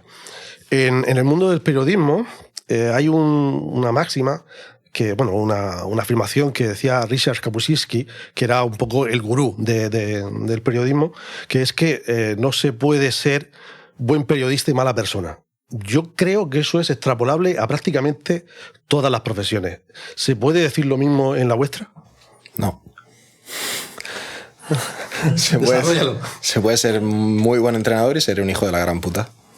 O sea, y creo que eso es trasladable a todas las profesiones. Creo que se ha equivocado, sin duda. Y creo que puede ser lo contrario. Puedes ser buenísima persona y ser un pésimo entrenador y seguramente aguantes 2 semanas en tu equipo.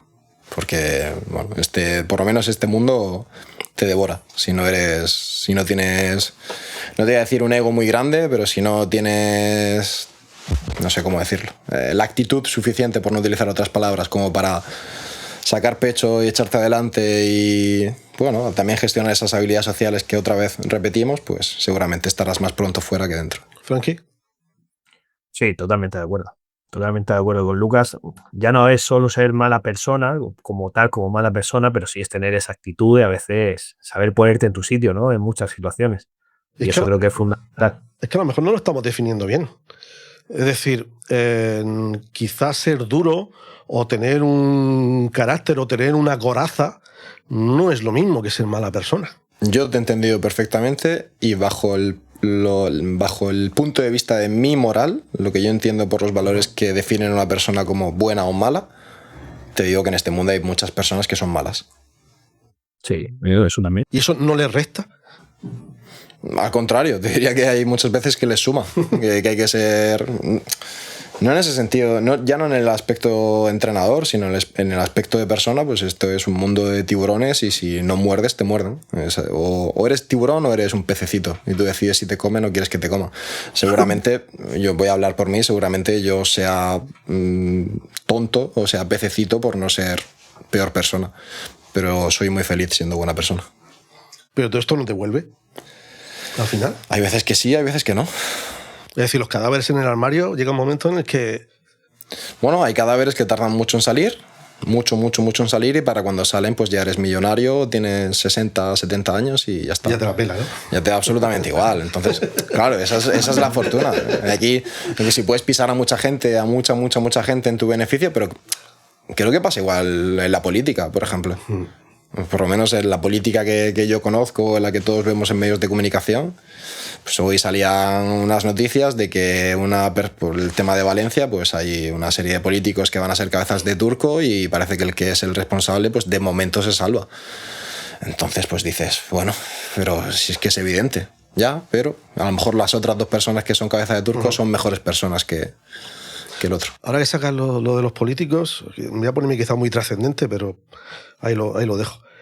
Es posible que como seres humanos seamos corresponsables de todo lo que nos pasa, porque al final, en un sistema democrático y con la política de por medio, votamos a nuestros representantes. Luego, si votamos a lo peor, pues a lo mejor nos tenemos lo que merecemos, ¿o no? Creo que no, porque... yo sí que me puedo poner muy trascendente en esto. Creo que por desgracia no votan los mejores. ¿No votan los mejores o no se vota a los mejores? Creo que sería muy interesante hacer una oposición para poder votar. Y por lo menos que haya una persona delante que va a votar igual que tú y que tenga unos mínimos para tener una discusión o tener... Bueno, pues, oye, pues pienso esto y esto por aquello y aquello. No simplemente depositar el voto y que pase lo que tenga que pasar. Me parece que vivimos en una sociedad que además la democracia representativa que tenemos deja mucho que desear porque elegimos cada 4 años. Si fuera una democracia, una representación directa como puede pasar en Suiza, por ejemplo, en la que semanalmente se está decidiendo qué se vota en el Congreso, pues me parecería mucho más interesante y el poder recaería más en los ciudadanos en el día a día, no en representantes que, como se ha comprobado en la mayoría de políticos, viven por y para las siguientes elecciones volver a ganar. Evidentemente hay unos mínimos. Hay por ahí una paradoja, recuerdo creo que era de Bertrand Russell, sobre la tolerancia, de que si toleras al intolerante, pues él al final acabará por no tolerarte a ti. Entonces sí es cierto que hay unos mínimos que a ojos de todo el mundo, pues lo que es bueno y lo que es malo, pero luego en política hay muchas zonas grises que no es tan fácil definir qué es lo bueno y qué es lo malo. Eso sí que es trascendente. Frankie se queda callado diciendo yo aquí no... No, yo en estos temas donde no controlo mucho me gusta escuchar a los que saben. Él te puede hablar mucho de finanzas, que está con los podcasts a tope con eso. Hay un tema que viene ligado a lo que estamos hablando ahora, que es el de multidisciplinariedad o hasta qué punto, y tiene que ver con lo que hemos hablado del descanso, del tener una vida fuera, ¿no? Hasta qué punto hay interconexión entre vuestra profesión, el baloncesto, y otros ámbitos del conocimiento o de la vida. Porque hay un libro que os recomiendo encarecidamente de David Epstein, que se llama Rango, o sea, Amplitude, Range, que viene a decir algo así como que los grandes triunfadores de la vida son seres multidisciplinares que son capaces de llevar al terreno en el que están trabajando conocimientos adquiridos en otros ámbitos. En tu caso, por ejemplo, podría ser la filosofía. En el caso de Frankie, pues no sé si has llegado a ejercer con niños en tu labor de magisterio, llegaste a trabajar, ¿no? Es decir, ¿crees que se puede extrapolar conocimiento de otras disciplinas?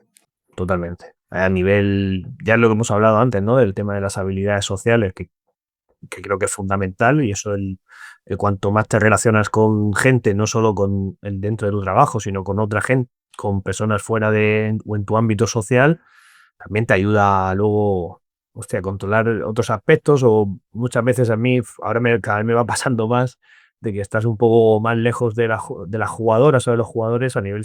Nosotros este año tenemos el caso de que somos un equipo muy joven y no sabes muchas veces qué inquietudes tienen de verdad estas chicas, ¿no? Y eso a veces, para poder conectar, necesitas estar un poco en sintonía con lo que están pasando en la sociedad. Y es que es fundamental. Para mí es súper importante. Esta mañana, por ejemplo, y os juro que es un caso real, estábamos hablando de un jugador que tenemos en cantera que tira, cuando hace tiros en estático, lleva los hombros hacia atrás. y bueno, pues hace que muchos de sus tiros sean cortos y hemos acabado hablando los ayudantes, porque uno de ellos, Dimitris, que es el ayudante que tenemos este año y que el año pasado estaba en el EVA, entrena con los chicos jóvenes, hemos acabado hablando de física. De cómo seguramente si invitáramos a un físico o un experto en, creo que en inglés es Dynamics o algo así, ¿no? No, ya no biomecánica, sino de relación de un objeto con el espacio, el tiempo, un objeto que está estático, como es el aro, cómo se comporta ese cuerpo, etcétera. ¿Qué sucedería? ¿Qué aportes nos daría? Entonces ya no solo el aspecto, y recuerdo también un artículo que debió de salir hace como, yo tengo 32, pues 15, 16 años, sobre que Nowitzki, el entrenador de Nowitzki, decía que tenía el tiro perfecto porque su rango de tiro, o sea, su arco de tiro eran 60 grados.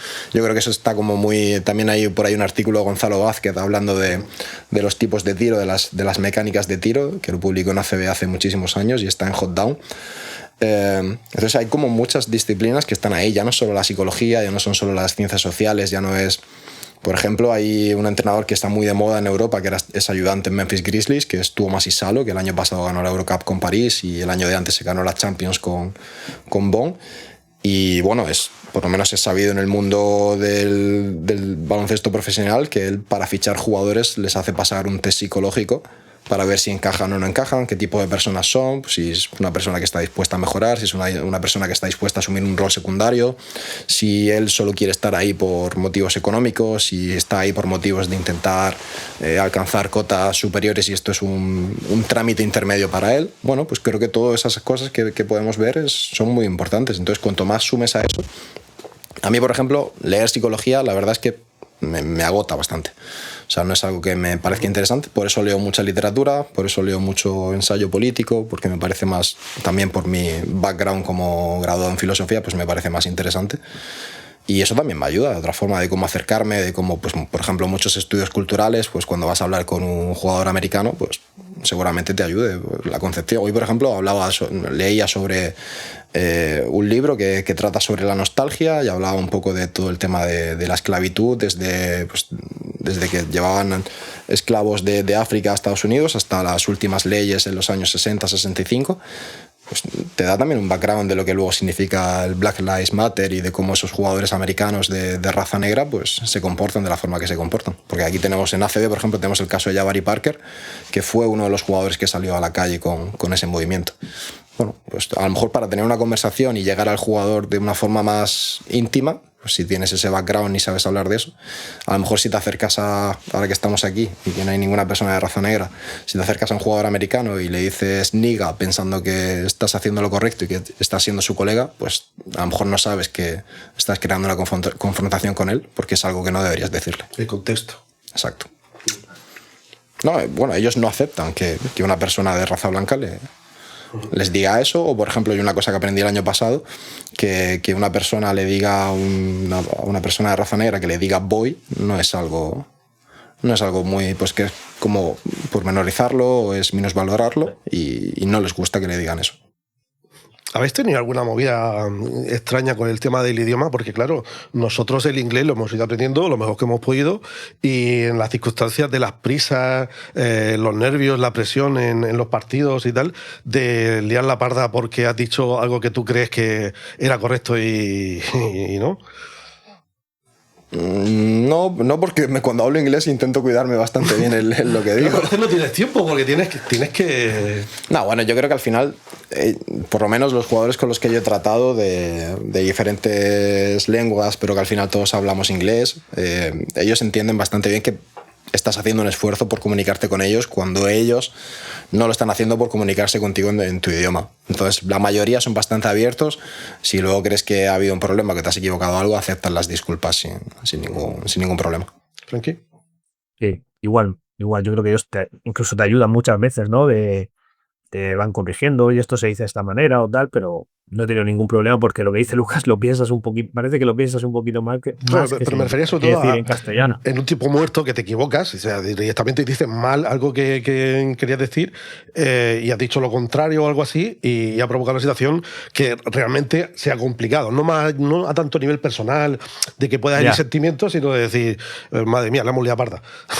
Ese es No, ese es el verdadero secreto de por qué los entrenadores utilizan pizarra. Pues también al final vamos a palabras muy concretas, ¿no? Cuando hablamos de baloncesto y todo eso para dar esas indicaciones, yo creo que ya es más universal muchas veces, que ya cada vez se ve más, vas viendo entrenar cantera y se ve hablar todo en inglés muchas cosas, ¿no? Y dices, hostia. Entonces no creo que, no, en esos momentos de tensión no vamos a hablar muchísimo, ¿no? Vamos muy directos y no, yo no he tenido esa experiencia por lo menos. Ahora que ha dicho Frankie lo de la cantera, de hablar en inglés, yo soy un claro partidario, por mucho que le pese a la gente, a empezar a hablar en inglés, por lo menos conceptos. Pero luego, si alguno tenemos la suerte de que llegue en femenino o en masculino a la élite, es bueno que sepas los conceptos en inglés porque al final te manejas en ese Claro, el junior que salta al senior y que su barrera sea la deportiva, no el que no entiende siquiera qué es lo que hay que hacer, aunque sea capaz de hacerlo. Es cierto que los niños de 16, 17 años, el inglés que tienen ahora ellos no es el inglés que teníamos nosotros. O sea, yo cuando subo al primer equipo y tengo que empezar a comunicarme en inglés, mi inglés es de usuario básico de segundo de bachillerato de un instituto de Cartagena. Entonces, en el que no había listening, no había speaking y simplemente hacías los trabajos en el workbook. Además, Frankie fue al mismo instituto que yo y sabe de lo que hablo. Entonces, es cierto que a mí, por ejemplo, me ha dado mucha vida, pues si volvemos otra vez a esa multidisciplinariedad, aunque parece que no, pues ver películas y series en versión original, escuchar música de habla inglesa, pues todo eso te da un poco de oído. Si dependiéramos de la educación de hace 20 años, pues estaríamos muy mal. ¿Habéis pasado por la fase de ser vosotros quienes traduzcáis al inglés lo que está diciendo el entrenador principal?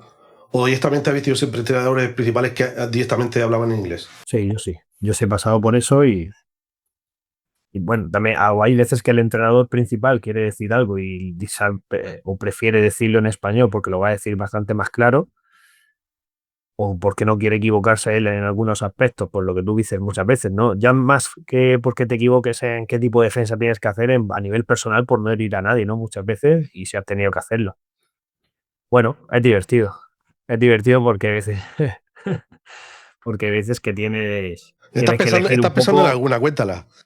No ninguna en concreto, pero sí cuando, hostia, a lo mejor empieza a hablar, es lo que nos pasa, ¿no? Que empezamos a hablar en castellano y queremos hablar muy rápido y claro, tú estás recapacitando a ver cómo lo traduzco y qué lo digo, o sea, porque tampoco tenemos un nivel excelso y a veces, pues bueno, porque algunas cosas son las obvias o algunas cosas te las inventas directamente o las dices con otras palabras en inglés que no signifiquen lo mismo, pero al final el mensaje o el fin es el mismo. Y Bueno, es que yo estoy es recordando una situación que afortunadamente ese día no me tocó traducir a mí porque me habría quedado totalmente en blanco de una frase que era algo así como si hacemos tal cosa, no sé qué, les hacemos meter las cabras en el corral o algo así.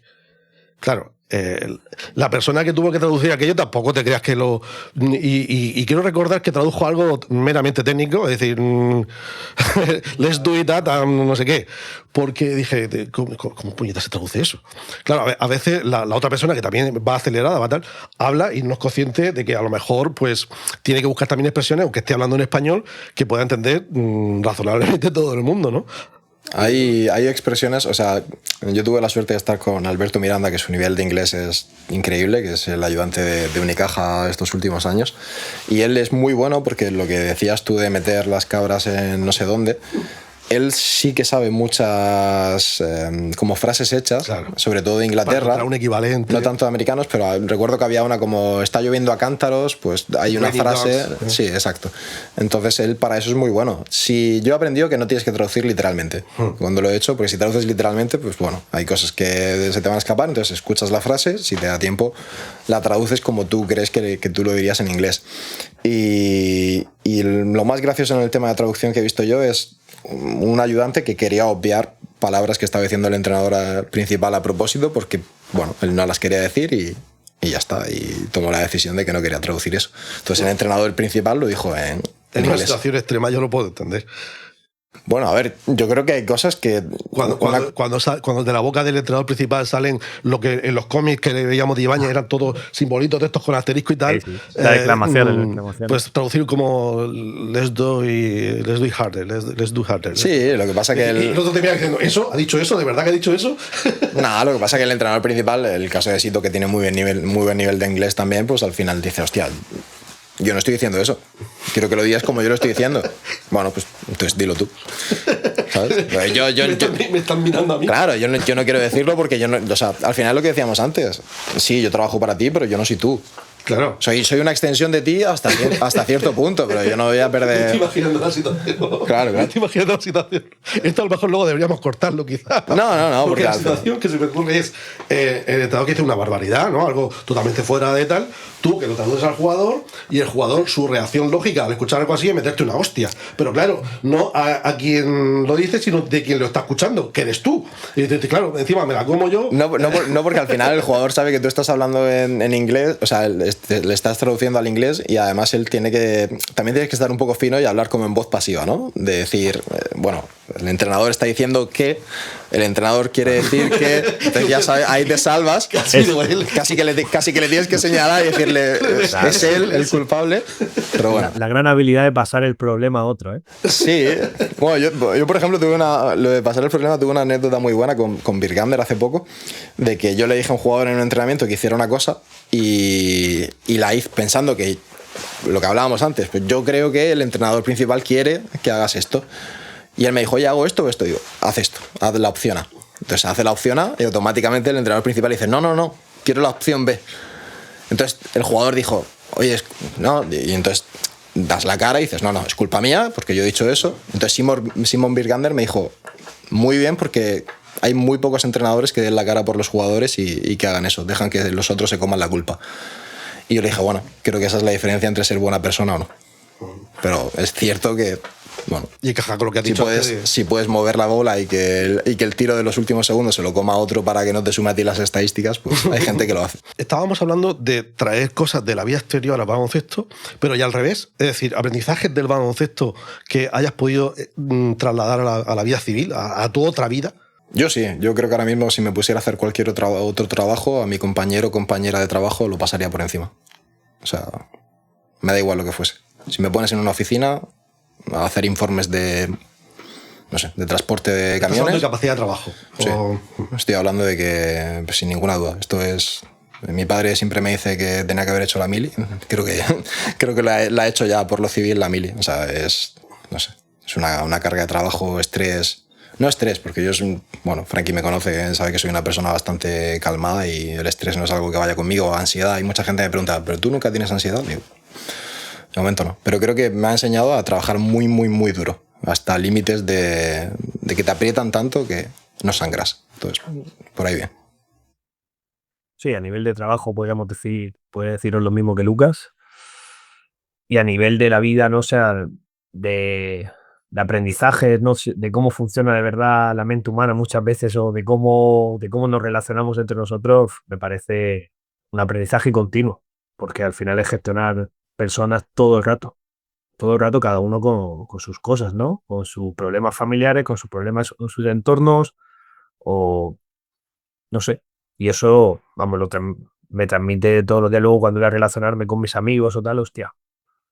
Y la gestión de egos creo que también es como muy importante. Sí, de entender que todos tienen su objetivo individual. Realmente. De yo estoy aquí por esto, yo quiero esto, yo esto no lo quiero. Saber, no sé, yo creo que los entrenadores cuando miramos a un jugador o una jugadora a los ojos ya sabemos por dónde va. O ya sabemos por qué estás aquí. O por qué me estás diciendo esto. Hay muchas veces que me vienen jugadores a decirme algo y le digo, mira, ya sé por qué me lo estás diciendo. No procede. Pues que has tenido otras relaciones, ¿no? Otras experiencias, o muchas veces al principio sí que es cierto que, como todo, ¿no? Todo es muy bonito y todo el mundo parece que te engaña, pero al final van tirando, ¿no? Por donde quiere cada uno, ¿sabes? Los primeros meses son todos muy bonitos, pero luego te vas dando cuenta de esas cosas. Y eso en las relaciones también con gente fuera del entorno del baloncesto, pues te ayuda mucho. Supongo que me vais a decir que sí, pero os pregunto, ¿vosotros podríais trabajar juntos? Ojalá. Yo creo que sí, bueno, no éramos profesionales, pero sí que hemos trabajado juntos, ¿no? Cuando estábamos en cantera en estudiantes, hemos trabajado como ayudante, yo de Lucas, y como los dos coordinando un poco el club, el año que Moisés Navarro tuvo que abandonar o porque decidió apartarse un poco, estuvimos un poco dirigiéndolo entre los dos y yo creo que podríamos trabajar juntos, sí. A mí me gustaría, pero como los equipos de fútbol americano, que hay un entrenador de ataque y otro de defensa. Y si no, se puede hacer eso porque no ha funcionado muy bien en el baloncesto. La única experiencia que hay en baloncesto profesional en España no ha funcionado mucho eso. Y creo que Frankie sabe por dónde voy. Bueno, ya no tires la piedra contra la mano. ¿Cuál? No me acuerdo. Y ¿baloncesto masculino o femenino? Masculino. En femenino no sé si se ha dado. No fue bien. La cuestión, yo quiero ser el ayudante. 100%. Pues me acabas de joder la siguiente pregunta. A ver, dale. La hago, pero ya tiene sentido. Yo iba a preguntar si serías el de ataque o el de defensa, pero... No, pregunta. Yo, yo sería el de ataque 100%. Sí. Totalmente, yo el de defensa, totalmente. Soy más de destruir. Y yo al contrario, a mí me gusta mucho el otro. Es que la pregunta que os quería hacer era otra a la de 3. De quién sería el principal 1, 2, 3. Pero... Para mí el principal debería de ser él. O sea, yo, sobre todo para que él se coma la presión y se coma todas esas cosas de... Los marrones, ¿eh? En femenino creo que debería de ser él. En masculino creo que debería dejarme el primer año y luego ya le cedo el puesto. ¿Habéis terminado en masculino y femenino por una cuestión de azar o buscáis vosotros terminar ahí? Yo puedo decir que aunque fuese poco tiempo, pero he entrenado chicas, entrené un par de años en equipo femenino y me gusta el baloncesto femenino y lo veo, lo consumo. No tanto porque no tengo muchísimo tiempo, pero sí me gusta. Y luego he hecho tecnificaciones con chicas de femenino, con Laura Gil, por ejemplo, que es profesional. Y me parece que es... Vamos, que no hay... O sea, hay diferencias, evidentemente, físicas, técnicas, diría, acorde al físico. Pero en líneas generales puedes hacer un baloncesto muy similar. Sí, totalmente. Yo creo que es algo que se ha... No sé si se ha dado o... No es algo que lo hayan buscado. Yo he entrenado en cantera alguna vez chicos y masculino, pero... No sé, como que a veces te etiquetan en eso, ¿no? Y parece que estás ahí y solo vas creciendo en eso. Pero bueno, yo creo que tanto al final los entrenadores somos entrenadores de baloncesto. Y como dice Lucas, las diferencias pueden ser físicas, pueden ser técnicas, porque al final creo que hay más calidad técnica en el baloncesto masculino porque el físico ayuda. Pero el baloncesto. Vamos, deduzco que la siguiente pregunta también está contestada, que es si pensáis que existe entrenador de masculino y entrenador de femenino. Evidentemente me vais a decir que no. Yo creo que sí. ¿Sí? Sí. Desarrolla, por favor. O sea, creo que los hay. Creo que hay algunos perfiles que se demarcan en masculino o femenino. Y creo que pasa incluso más en el femenino. ¿Cuál es el perfil? Bueno, quiero decir que ellos mismos entienden que hay un éxito en ese género y que van ahí, y que cambiar de un género a otro les cuesta trabajo. Vale, pero que no hay un perfil de tipo de trabajo. No, cuando digo que hay un perfil es que creo que esos entrenadores, o bien ellos mismos, o bien la sociedad del baloncesto les ha etiquetado como entrenador de masculino, entrenador de femenino, y ahí se mantienen. Vale, pero de forma intrínseca, no, entiendo. Quiere decir... Diría que no, pero también te puedo decir que sí. Creo que, siendo políticamente incorrecto, creo que los entrenadores de femenino seguramente tengan mejores capacidades para empatizar que los del masculino. ¿Estás de acuerdo, Frankie? Estoy de acuerdo en lo que ha dicho Lucas, de que la sociedad un poco, el mundo del baloncesto te va como etiquetando, ¿no? Si eres entrenador de masculino o de femenino. Y como bien he dicho antes, yo creo que en esto, cuanto más rápido te adaptes, mejor. El baloncesto es baloncesto, ¿sabes? Entonces tienes que ser capaz de adaptarte a cualquier cosa. No lo sé. No lo sé. Yo, bajo mi experiencia personal, yo soy entrenador de baloncesto, no entrenador de femenino. Esa es mi experiencia personal. Es cierto que hay muy pocos cambios de un género a otro. Yo recuerdo el de Julve, que después de entrenar masculino entrenó a Spar Girona, creo que era así, ¿no? Creo que era el nombre del patrocinador, Spar. Y luego en femenino conozco el caso de... A ver si me voy a equivocar. Creo que Sergio es el nombre, que está de ayudante de Bilbao, y creo que antes entrenaba femenino. Pero creo que ha habido muy pocos saltos en los últimos años, incluso en cantera. El propio Alberto Miranda, ¿no? Que lo has comentado. Sí, pasó de ganar Euroligas con Salamanca a ser entrenador ayudante. Pues mira, en ese no había caído. Os propongo un juego ahora. El juego de las preguntas cruzadas. Es decir, quiero que contestéis respecto del otro, cada uno respecto del otro. Por ejemplo, te digo, Frankie, si pudieras hablar con el Lucas que empezaba a entrenar, ¿qué consejo le darías? Buah. Sigue en el instituto. Estudia mucho, estudia muy fuerte. No dejes de ser profe.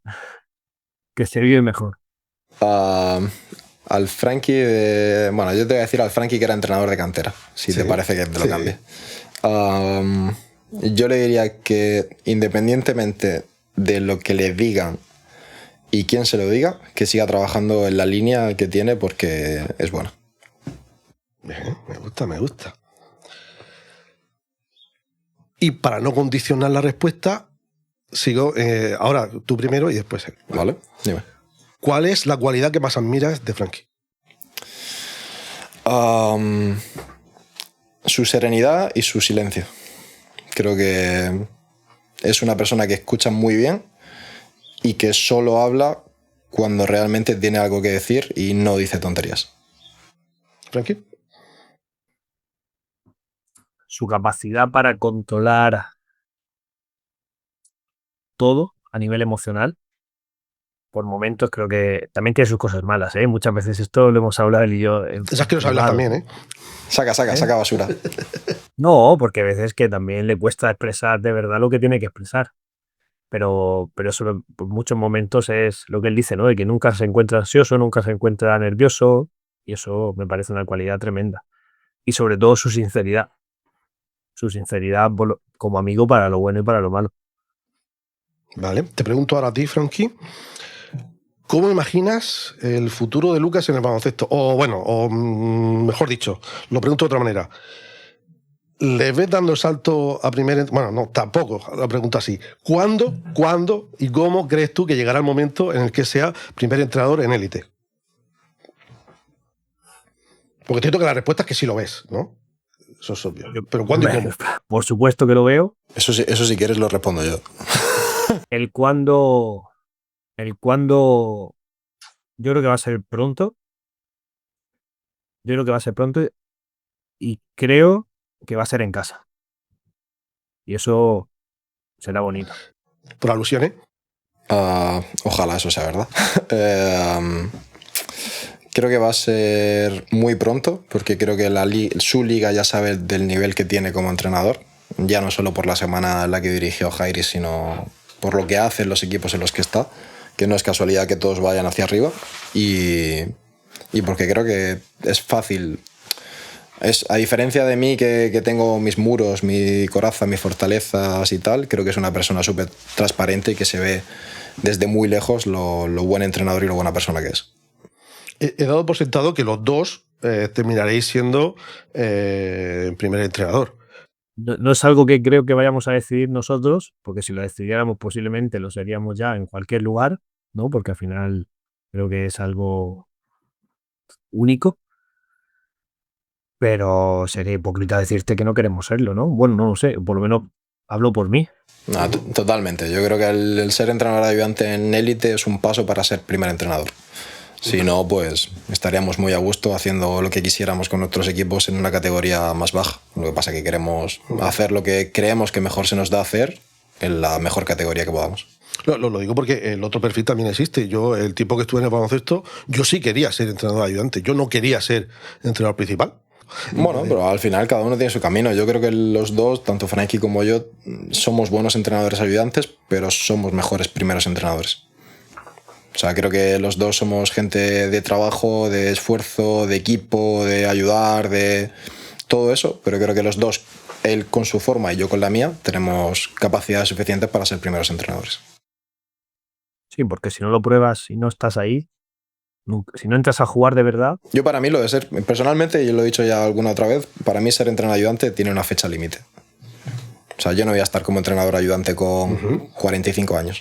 Pero es una fecha límite que tú la tienes en tu mente clara, ¿cuál es el óptimo? ¿O simplemente tienes que en algún momento tiene que cambiar? Yo creo que hay un momento en el que yo voy a sentir que no me compensa. Pero que aún no has visto ese... No te puedo decir, si con 50 años no soy entrenador principal, me dejo... Vale, pero asumes que eso de forma natural llegará a algún... Asumo que hay un desgaste como ser humano y que el hecho de... Y es muy de ensalzar tu ego también, pero estar siempre detrás y ser quien está cubriendo las espaldas de alguien, No es la posición en la que... No, vamos, creo que es una actitud totalmente humana. Si no aspiras a lo máximo, pues entonces no sé a qué juegas. Frankie. Sí, la verdad que no me lo he planteado ahora mismo mucho. A nivel de eso, de cuándo dejaría de ser entrenador ayudante. No lo sé. No es algo que te... Entiendo lo que dice Lucas, ¿no? De que es algo que te va quemando y que quema mucho. Porque mucho trabajo... Mucho trabajo. Y luego, que ser primer entrenador también lo es, ¿eh? También lo es.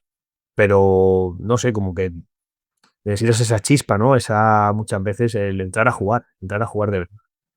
Y eso, pues a veces motiva y si no lo queremos probar ahora o de verdad si vemos si valemos de verdad, no sé cuándo lo vamos a hacer. A veces, a lo mejor hay pruebas, ha habido casos que han sido primeros entrenadores y luego han visto, oye, esto no es lo mío, ¿no? Y lo que tú dices, pues prefiero ser ayudante y vivir de esto siendo ayudante, que se vive muy bien también, ¿sabes? Yo también creo que hay que entender un poco los tiempos. Sobre todo en masculino es muy difícil que una persona de 32 años como yo, sea en ACB o en Leporo incluso, sea primer entrenador. Es muy difícil. Hay casos concretos. Sito es un caso concreto. Gerard Encuentra ahora tiene, creo que son 3 o 4 años más que yo, 35 o 36. Pero son casos muy concretos, muy específicos, de gente de la casa o gente que ha subido al equipo y que se confía en ellos. Lo normal es ser primer entrenador con más de 40 años. Entonces, yo también entiendo que hay un proceso. No me puedo cansar con 36. Me tendré que cansar con 42, a lo mejor. Vale. La última de este bloque de respuestas cruzadas. Si mañana se acabara el baloncesto, porque por decreto no hay baloncesto, vale, ¿cuál sería el plan B del otro?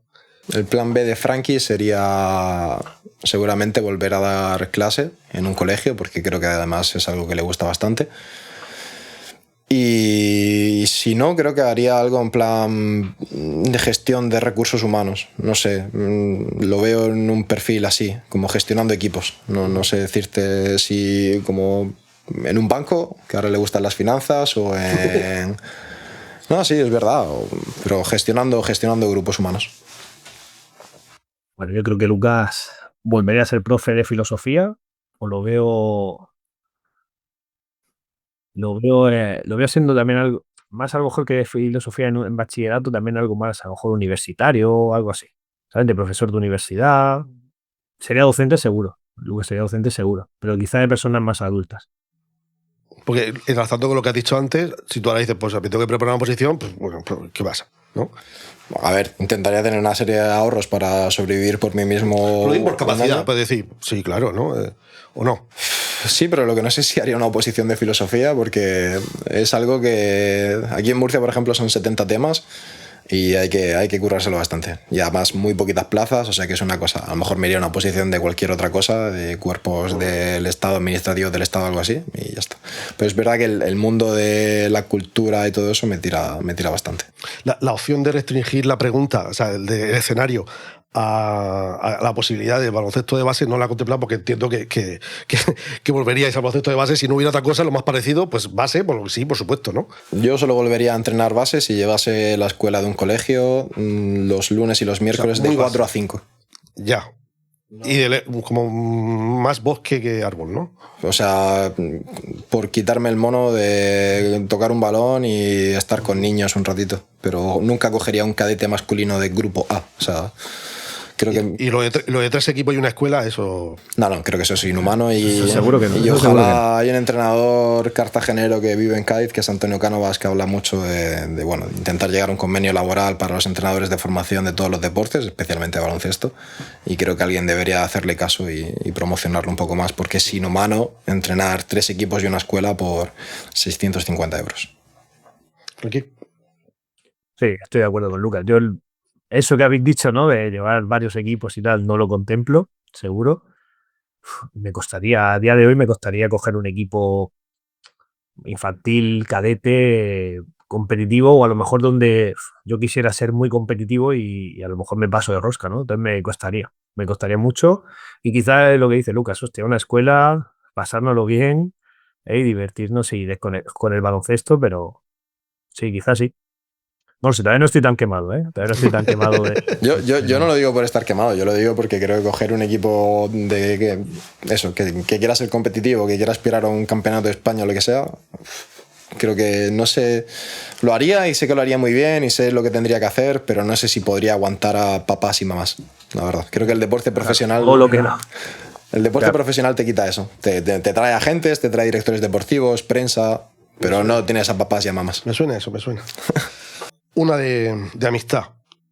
¿La presión del baloncesto profesional facilita o entorpece el tener buenos amigos? O amigos verdaderos, mejor dicho, dentro del mundillo ese. Es que claro, por lo que has dicho antes, de lo de las malas personas y tal, ahora es como compaginamos. Yo creo que si no has coincidido con esas personas trabajando en el día a día, que yo tengo casos y los considero amigos, creo que los otros, aunque me puedan parecer buenas personas, en principio están bajo sospecha. Entonces, al final, pero no por nada, sino porque yo tengo mis objetivos dentro de mi club, ellos tienen sus objetivos dentro de su club, y ya está. Otra cosa es que si puedo ser amigo de un entrenador que está en Leporo, sí, pero porque no competimos por lo mismo. Pero cualquier cosa que se cruce con mi equipo, al final tengo que sospechar, porque no sé cuál es la bondad de las personas. Porque, no sé, si yo te pido que me hagas un favor, pues a lo mejor luego yo te tengo que devolver el favor con algo que no me gusta. Otra cosa, yo por ejemplo, en el caso de fichar jugadores, cada vez que me pregunta un entrenador, oye, ¿qué opinas de este tal? Intento ser muy sincero. Pero porque yo soy así. A lo mejor si quisiera venderle un caballo que tiene mal una pierna, porque creo que es beneficioso para mí, pues me parecería ser mala persona y no soy mala persona. Pero intento ser honesto. Creo que si le va a ayudar se lo digo, si no le va a ayudar no se lo digo, pero lo hago incluso con gente que no conozco. Pues hay gente de Turquía o de Grecia que me ha preguntado por jugadores que yo he tenido. Le digo, pues mira, te va a dar esto, esto, esto y te va a quitar esto, esto y esto. Tú decides. Pero porque creo que hay que ser así. Pero amistades reales, no sé. Creo que me puedo sentar a cenar y a tomar una cerveza con mucha gente. Y de hecho lo intento hacer cada vez más con otros compañeros de otros equipos. Pero es difícil. Frankie. Claro, yo creo que lo que ha dicho Lucas define perfectamente lo de que lo entorpece. Y yo creo que también lo facilita con la gente que te rodeas a diario, ¿no? A lo mejor con tu staff, ¿sabes? Y eso también te vas dando cuenta, ¿no? Si alguno puede ser un gran amigo, ¿no? Pero con gente que comparte. Lucas ha compartido más tiempo con su staff, por ejemplo, de Murcia, quizá no con todos, pero con muchos. En eso sí lo puede facilitar porque se viven muchas cosas juntos, ¿sabes? Tanto para lo bueno como para lo malo. Y yo en eso sí puedo decir que he podido sacar grandes amigos. Sin estar mucho tiempo, que tampoco hay mucho tiempo con esa gente, porque esto es un poco efímero, ¿no? Pero que a lo mejor compartes 2-3 años de staff y hay gente que te llena. Enlazando un poco con esa respuesta, Frankie, ¿cuál es la mejor persona que has conocido en tu vida? Cuidado, ¿eh? No por mí. Cuidado con lo que vas a decir. Claro, porque la respuesta puede ser un poco excluyente, ¿no? Es decir, si digo tal, entonces... No te estás poniendo cara de no me estoy atreviendo a meterme en ese charco. No sé. Es que podría decir muchas excelentes personas, pero la mejor, es que si me dices justo la mejor, Lucas es un poco mala persona porque va a ser un gran entrenador. Entonces Lucas no puedo decir. Muy bien traído, las cosas lo has jugado bien.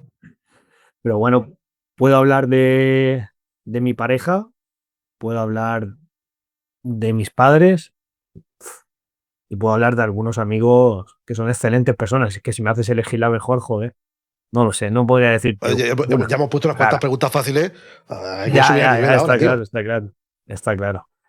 No sé, diría mis padres o mi madre en concreto. Voy a ir por el camino fácil. O sea, Frankie, por supuesto que lo considero, es mi mejor amigo de largo y tengo muy buenos amigos también en Cartagena o he podido hacer amistades en el trabajo y me parece interesante, pero para mí, y creo que es lo mejor que me dio el COVID, sin duda, fue pasar la cuarentena con mi hermana y redescubrirla o reconocerla ya siendo los dos adultos, no tener una relación de adolescente-niña o posadolescente y adolescente, sino de hombre y mujer adultos, y eso a mí me hizo cambiar mucho el chip de lo que tiene que ser mantener una relación, en este caso con mi hermana o con otras personas. Creo que seguramente desde esa experiencia maduré mucho en lo que tiene que ser una amistad o en lo que tiene que ser una relación fraternal. Venga, pues vamos a terminar porque tendréis que iros, digo yo. Yo me quedo aquí, que estoy en mi casa. Esta gente tendrá que irse.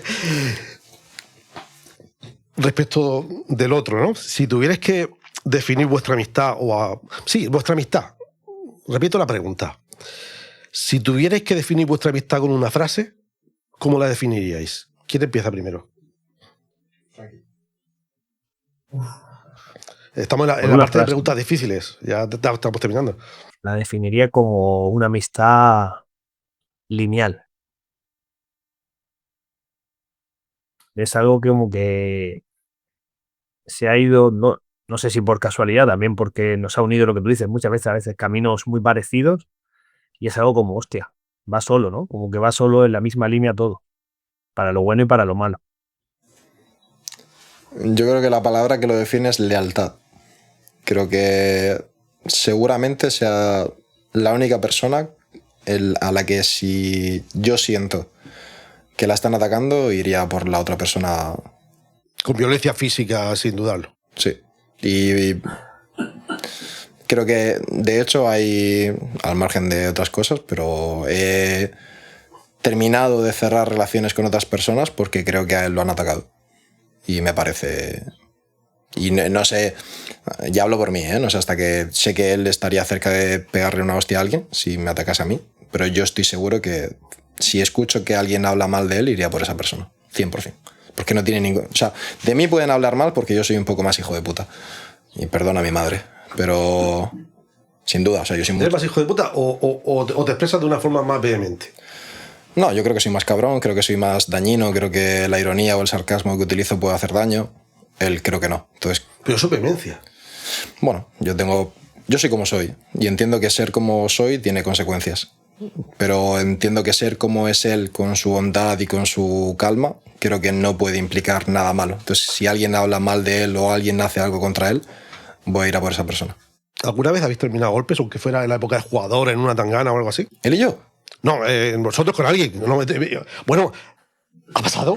No. Que yo recuerde, no. Que yo recuerde, no. Pero... El yo no. En una tangana o algo. No, diría que no. Hemos tenido discusiones acaloradas. Bueno, a Lucas una vez le costó salir de algún bar, le ha costado salir. Y ha tenido que... No, lo digo por el escenario que has planteado, por el escenario que has planteado de que podría recurrir a la violencia física si hiciera falta, ¿no? Por eso quería saber si hay antecedentes. Sí, pero mira, por ejemplo, antes preguntaba si el baloncesto te había dado algo. Creo que el baloncesto me ha dado eso. O las personas con las que me he rodeado en el baloncesto me han dado eso. De decir, cuidado, no toques... Antes a lo mejor podía decir, bueno, hablando las cosas... No voy a ir a pegarme con nadie, ¿eh? Pero sí voy a confrontarte y a decirte esto no lo vuelvas a hacer. Porque, quiero decir, soy de los dolores. Una persona madura. Eres ahora, ¿no? Pero, ahora lo digo en serio, ¿no? ¿Entiendes lo de ser de los dolores, ¿no? Que a lo mejor, sí. Quiero decir, no... Sí, no voy a ir de cara a darte un puñetazo. Quien no lo sepa, Los Dolores es un barrio de Cartagena, digamos. Bien, ¿no? De gente de clase trabajadora. Entonces, a lo mejor no te doy una hostia en medio de la calle, pero a lo mejor te pincho las ruedas del coche. Y bueno, pues soy un poco navajero. Ya está, no pasa nada. ¿Has visto por qué va a ser buen entrenador? No, pero bueno, creo que hay que ser así. O sea, creo que hay que... No sé, el mundo creo que ya nos ha demostrado que hay que ser un poco... Creo que ya tengo la frase de introducción. Soy un poco navajero, ¿no? El corte. Ese es tengo el titular. No, eso reconozco que se me ha venido a la cabeza porque hay un jugador que tengo este año que le digo, joder, eres un poco navajero, ¿eh? Para estas cosas. Y bueno. Frankie, no tengo ninguna tuya de ese nivel, ¿eh? Que no tengo ninguna frase tuya de ese nivel, que yo qué sé, ha terminado muy alto, Lucas.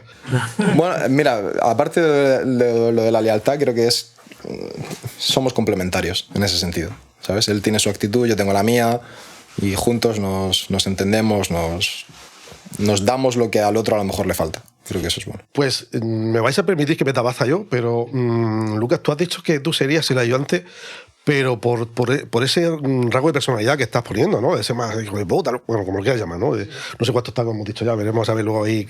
Haces como en Pulp Fiction y metes un... ¿Eso no le encaja más a un principal? No creo, no sé, depende. El principal que yo quiero ser no quiero que sea un navajero. Entonces, no me... Yo lo digo entre la broma y la realidad de que no quiero que toquen a los míos. Y eso también lo voy a aplicar a mi equipo. Entonces, pero a mí en un partido no me vas a ver nunca montando un espectáculo, cogiendo a nadie de la pechera o empujando a nadie. No, porque entiendo que el deporte no es eso. Al margen de resultados, competitividad, presupuestos, todo lo que rodea eso, yo no soy así. Y no quiero ser así. Cuando veo algo así, la verdad es que lo repudio bastante. Me echa hacia atrás. Pero en el día a día creo que el mundo es diferente. Ahora sí, para terminar, podemos decir entonces, volviendo un poco a la filosofía de esta línea de entrevistas que he puesto en marcha hoy, ¿se puede decir que estáis viviendo de un sueño? Ojo que digo, vivir de un sueño, no vivir un sueño. O replanteo las dos cuestiones. ¿Podríamos decir que estáis viviendo un sueño y viviendo de un sueño? Sí, diría que sí. Sería vivir con el sueño, ¿no? Y es algo que por ahora vas manteniéndolo sin pensar, hostia, que no te da tiempo ahí, lo que hemos hablado antes, ¿no? Este mundo va muchas veces tan rápido que no te paras a pensar, decir, hostia, mira dónde estoy. Y eso es vivir con él. Yo creo que sí estamos viviendo un sueño. Él en su liga, yo en la mía. Muchas veces pienso que soy uno de los 56 entrenadores ayudantes que hay en la mejor liga doméstica de Europa, en el deporte que más me gusta desde que era un niño. Entonces estoy compartiendo pista con algunos de los mejores deportistas de Europa y creo que eso es un sueño. Y aparte, pues en los últimos años me estoy aprovechando económicamente de ello, cosa que, bueno, pues al final, qué remedio, ¿no? Además de que nos dejamos la vida por el club, pues recibir algo a cambio. Entonces, a tus dos preguntas, la respuesta es sí. La última, y esta me la tenéis que perdonar, lo siento. ¿Cuántas veces os han hecho la coña de lo de Frankie y Lucas por el famoso dúo musical? Alguna vez que otra. Alguna vez, pues lo que no sé es quién es el que tendría de los dos que perder la nariz ahora. Eso es lo de la nariz, ¿eh? Eso es lo que no sé quién es, la verdad. Nunca he sabido quién es quién, pero lo de la nariz es preocupante. Bueno, pues muchísimas gracias, Frankie, Lucas, Frankie, por haber estado esta tarde aquí en el Disfraz de Polifemo. En tu caso, además, pedirte disculpas por un poco la encerrona, porque Frankie sí estaba al tanto de lo que tramaba, de que hiciéramos una entrevista a tres, pero como vosotros, mejor que nadie sabéis, los planes semanales mandan sobre los horarios y el suyo hasta ayer no lo tuvimos claro, así que, bueno, pues lo dicho, muchísimas gracias a los dos. Un placer y estar aquí compartiendo esto contigo y con Frankie y nada, encantado. Espero que vaya muy bien la serie y que seamos los primeros de muchos. Igualmente, muchas gracias a ti, Juan Carlos, por reunirnos aquí, aunque sea por videollamada un ratito, y espero que vaya muy bien el proyecto y lo seguiremos desde la distancia. Pues nosotros lo dejamos aquí. Hasta aquí llega esta primera entrevista de esta serie de programas relativos al lema Vivir de un sueño, dentro de nuestro espacio El Disfraz de Polifemo. Y ya sabéis, si os ha gustado este episodio, os han gustado otros, o creéis que os van a gustar, suscribiros, dale aquí al botoncito, aquí abajo, al clic, clic, clic, clic, porque uno tiene su ego y aunque aquí no cobramos un duro, pues si sabemos que los demás que estáis ahí fuera lo escucháis, lo veis y lo recomendáis, pues nos da ese poquito de felicidad extra que siempre viene bien. Bueno, lo dejamos aquí. Buenos días, buenas tardes y buenas noches. ¿Qué haré si yo aparezco con diamantes en los dedos? Un disfraz de Polifemo y un tambor.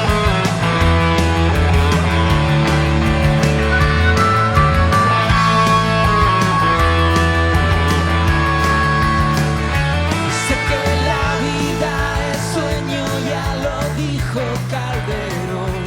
Sea sueño, pesadilla, alguien